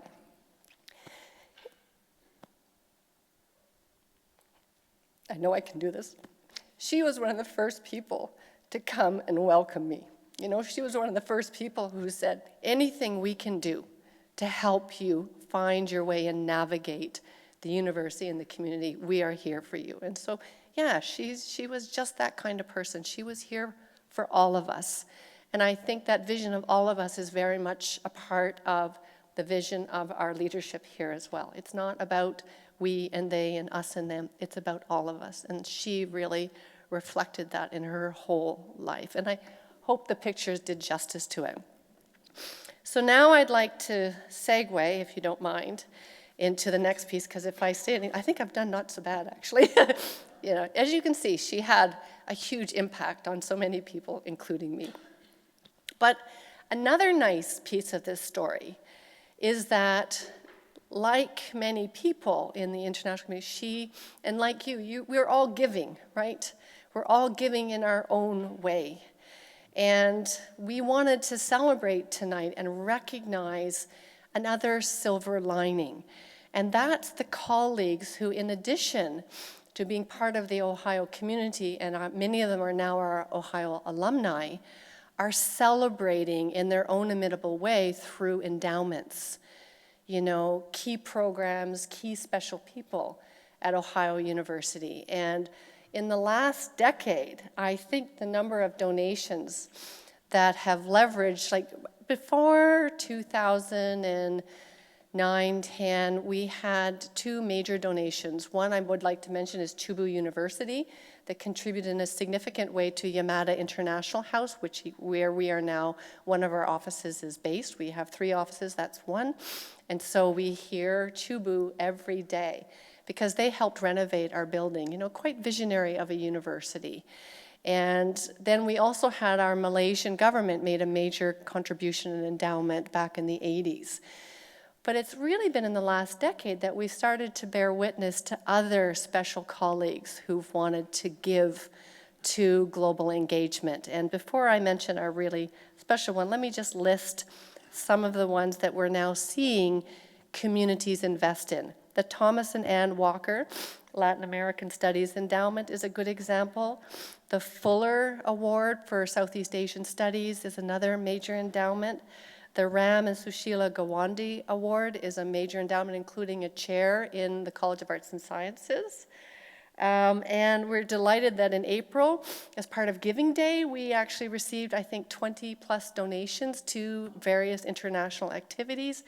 And then the Office of the International Student and Faculty Services was the recipient of an endowment from a person named Dr. Harvey Stedman. And Dr. Stedman is a graduate of the Patton College of Education. His wife just passed away.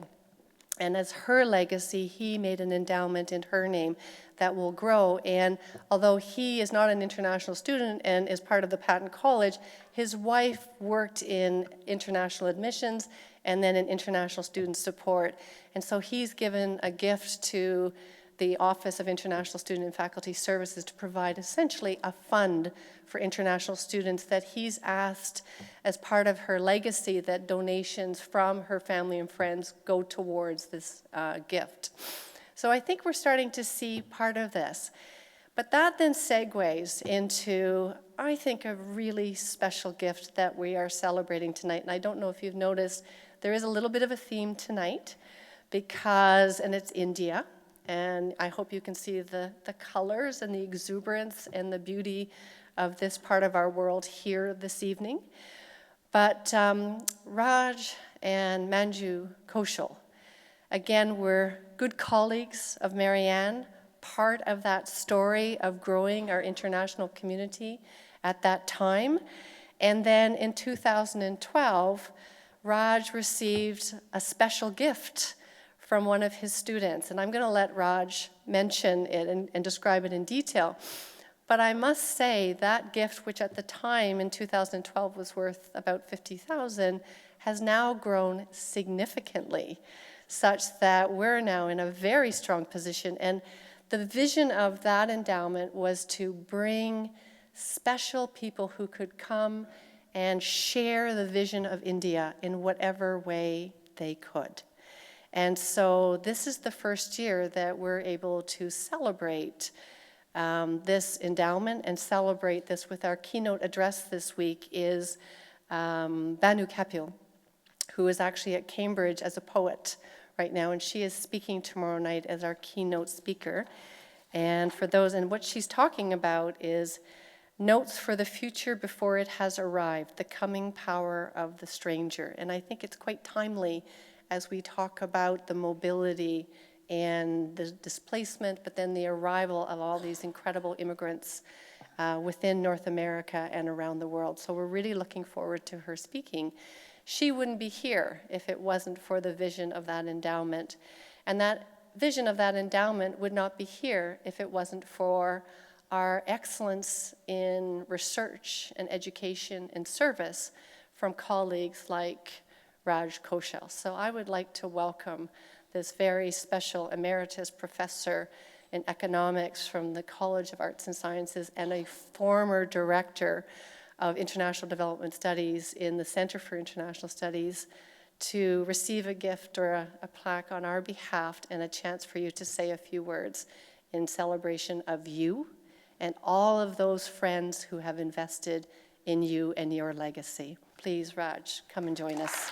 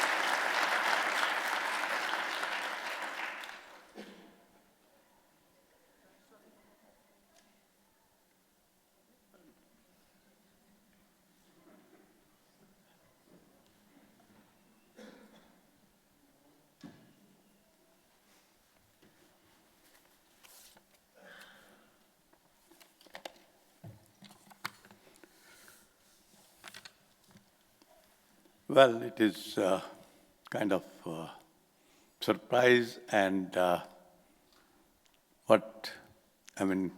great function. She has done a great job, and I think she made whole this thing very special.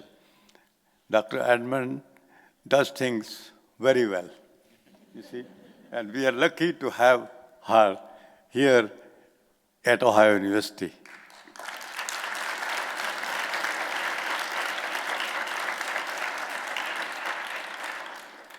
Now, I also would like to thank President Neelas, Provost Dajanali, and Vice Provost Edmonds, and honored guests for taking time to attend this grand international gala. You see, I joined Ohio University in 1965, so it's a long 54 years. And retired after 37 years of service. Now, some of you may be wondering why I'm here. Well, I have to tell you people a story about that I came 1965. This town does not have anything. One grocery store. And they didn't know what is ginger, what is coriander. So I came from New Delhi, and then I came to Rochester, New York, which is a big town. So you can imagine, I thought I will stay 1 year. But it so happens that without my asking that I want to stay, etc., my chairman comes in month of February and says, I have given you 14% raise. I said, let's try, even if town is not that great for me, let's try more.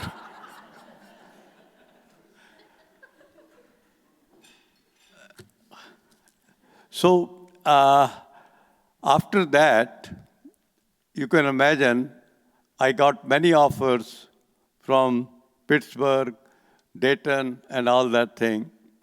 And looking at the environments and climate of Athens, I said no. money cannot buy.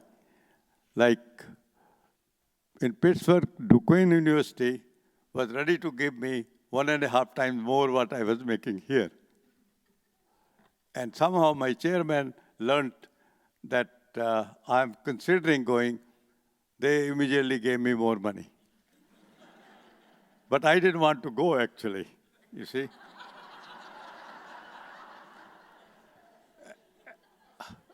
And with the result, you will be surprised that my son and my daughter-in-law, when they were young, they didn't like this town. But then my son, as a cardiologist, came here and without discussing with me that he's going to come back to Athens, Ohio. I asked him, why have you come to Athens, Ohio?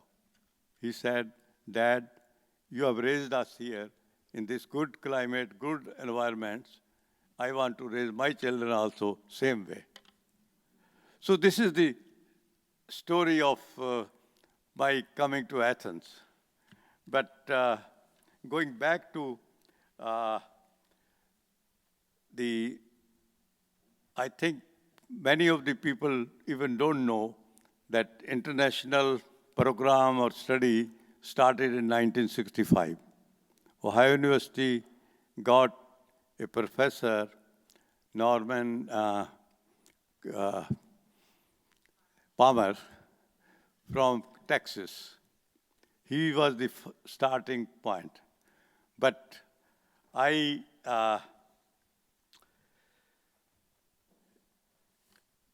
you see, it has been, for me, truly been an honor to have been so intimately involved with the Center of International Studies during my time in Athens. From my very first year, that is 1965, I began sitting on various committees at the Center for International Studies. I also served as Director of International Development Studies for 2 years. Then I retired at that time, you see. Otherwise, I would have continued. I got so much opportunities going to abroad, so many places, you see, and interacting with so many students. So it was a pleasure to be associated with International Studies program. I am humbled in receiving this award. However, I feel that this honor not only belongs to me, but to the countless friends, colleagues, family members, and volunteers who have helped me make the Friends of India Endowment. There's another organization which we created. I want to tell about that also at Ohio University, what it is today.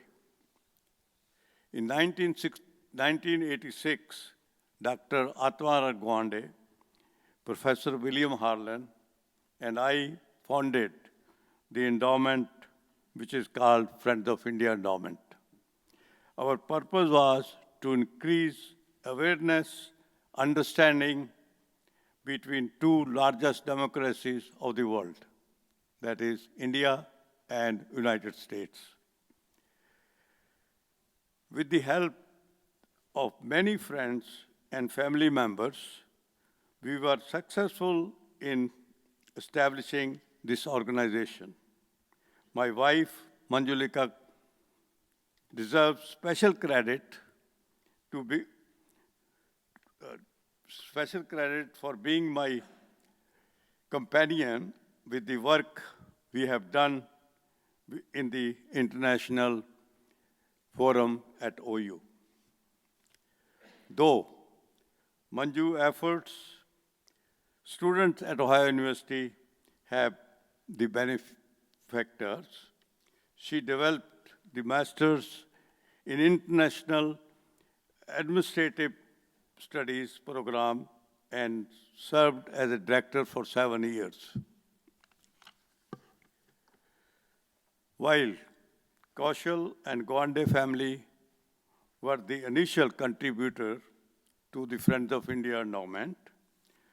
The continued success of that endowment also owes to thanks to contributors from all over United States, even from India.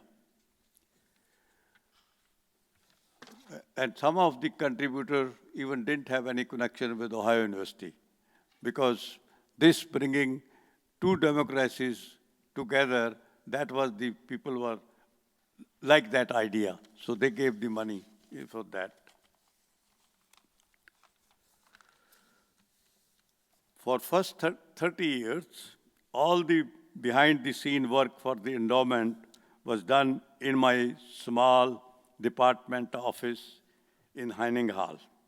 Today, I am proud to state that the endowment now sits at over $300,000. With the annual income of endowment, we regularly recognize activities, increase the awareness of India. Some examples include providing travel grants for students to do research in India, organizing Indian cultural programs, inviting guest lecturers well known in their field, organizing Know India contest in the elementary schools around this area.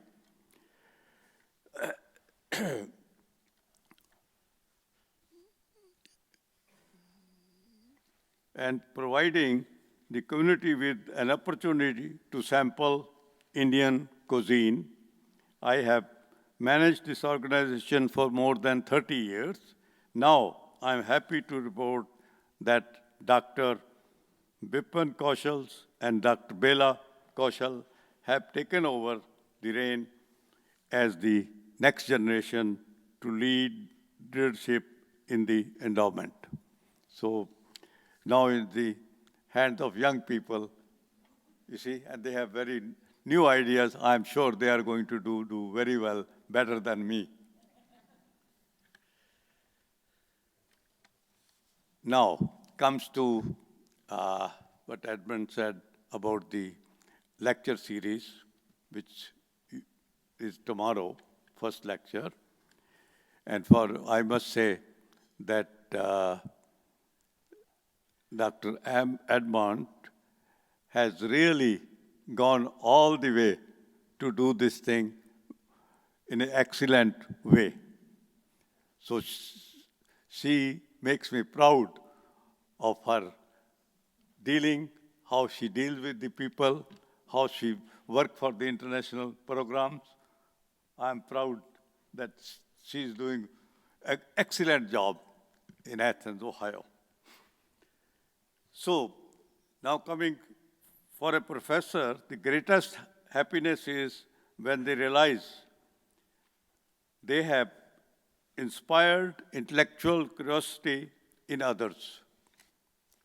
It is even better when this curiosity allows their students to succeed beyond a teacher's wildest dreams. Now, this is just the case in the genesis of Professor Kaushal lecture series.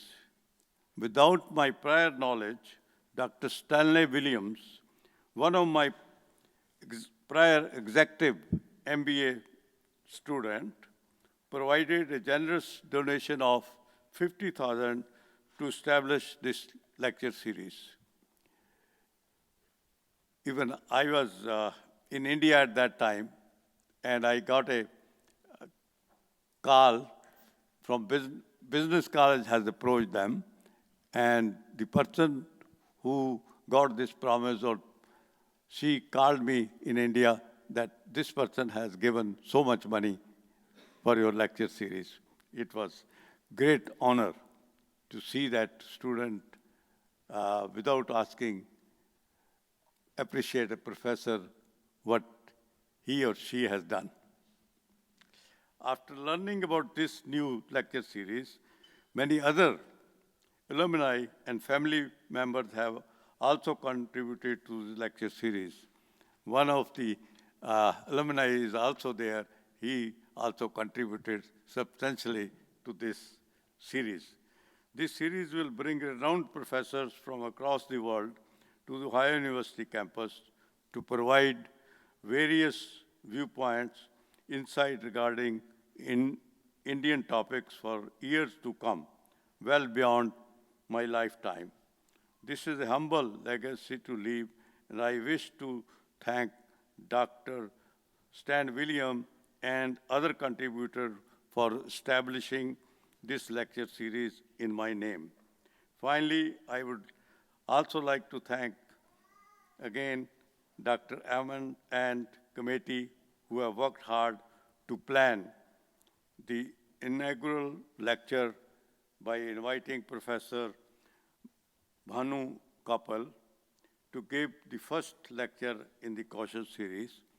And also I would like to add that Dr. Edmund's staff did a great job in contacting me, telling me, you see, how we are doing, and they really worked hard.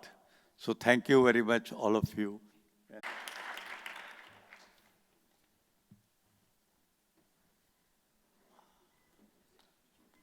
In fact, we're thrilled both Ruthie and Dwayne are here.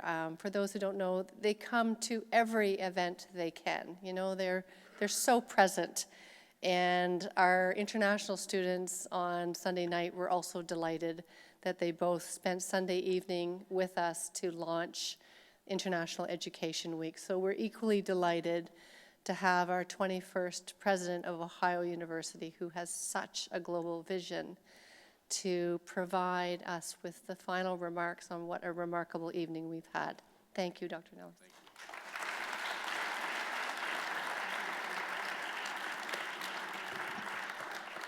Well, thank you, LJ, and it truly has been a memorable evening as we think about all the personal reflections we've heard tonight from a variety of people, and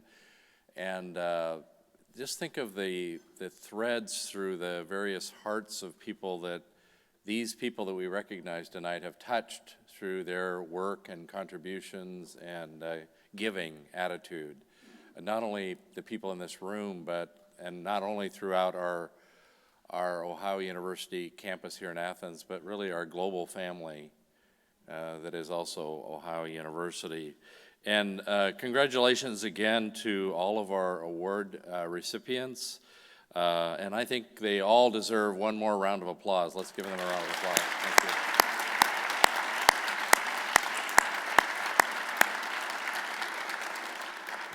So to each of you in the room, and we have community people, we have university people and friends of the university, to all of you, I thank you once again for all that you do for Ohio University in building this global education, this global community here at Ohio and around the world.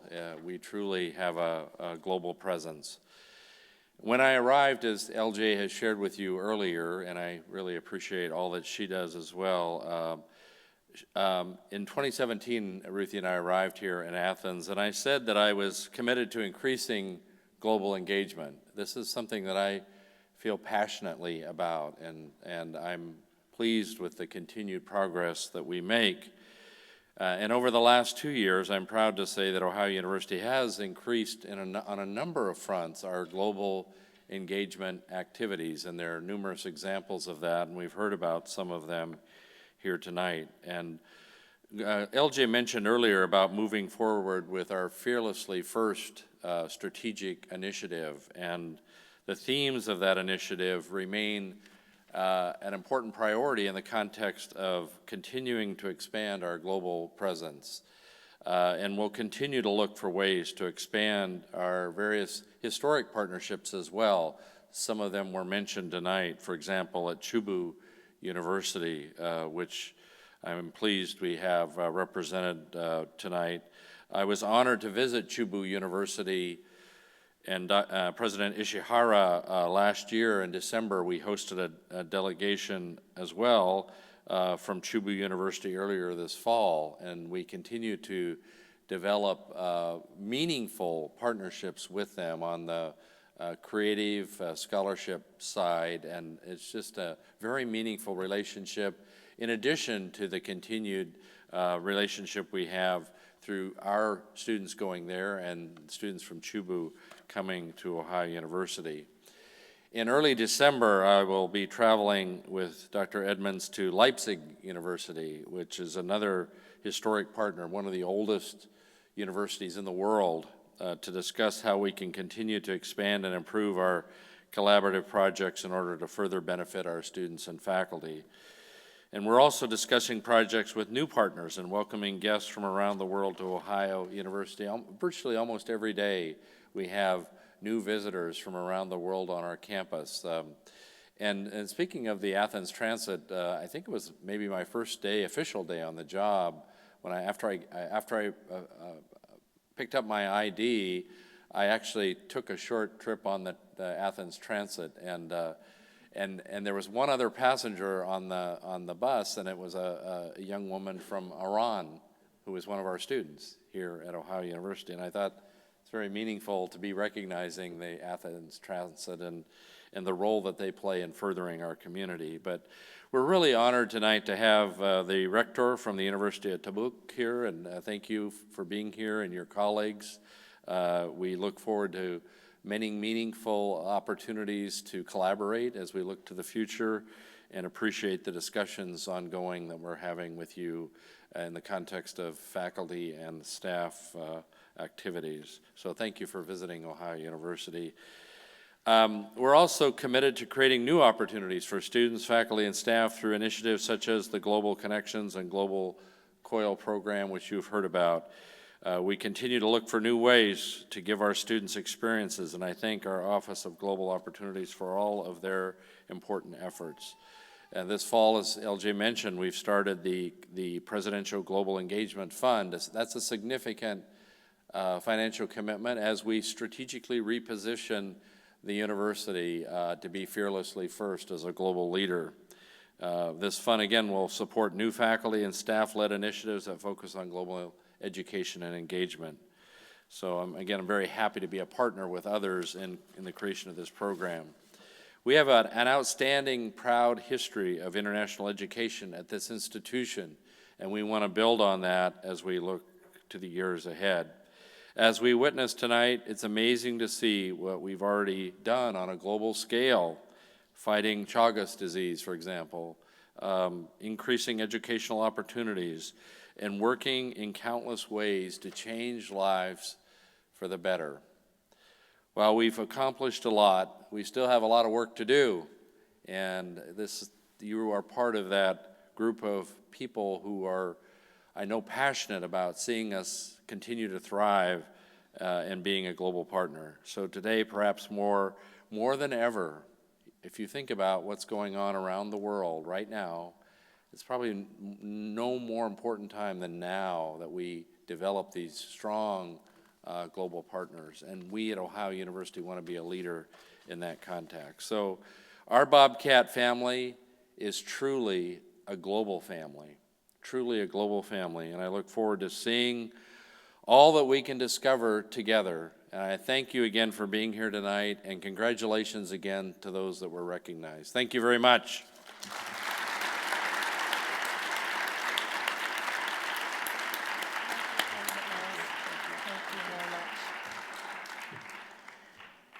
So this is the end of a very special evening, and you know, I often think about some of the takeaways that I have, and I have to admit that I'm not going to be able to forget the hot dog story. You know, because that kind of brings intercultural awareness and sensitivity right to the point, true? You know, the language, the communication, the mutual understanding of a hot dog, what it means to you and what it meant to him, it just spoke volumes of why it's so important that all of you do what we do. So again, I can't underscore my sincere thanks to all of you and the university and our community for making this part of the United States one of the most globally engaged communities that they could ever want. Thank you, and good evening.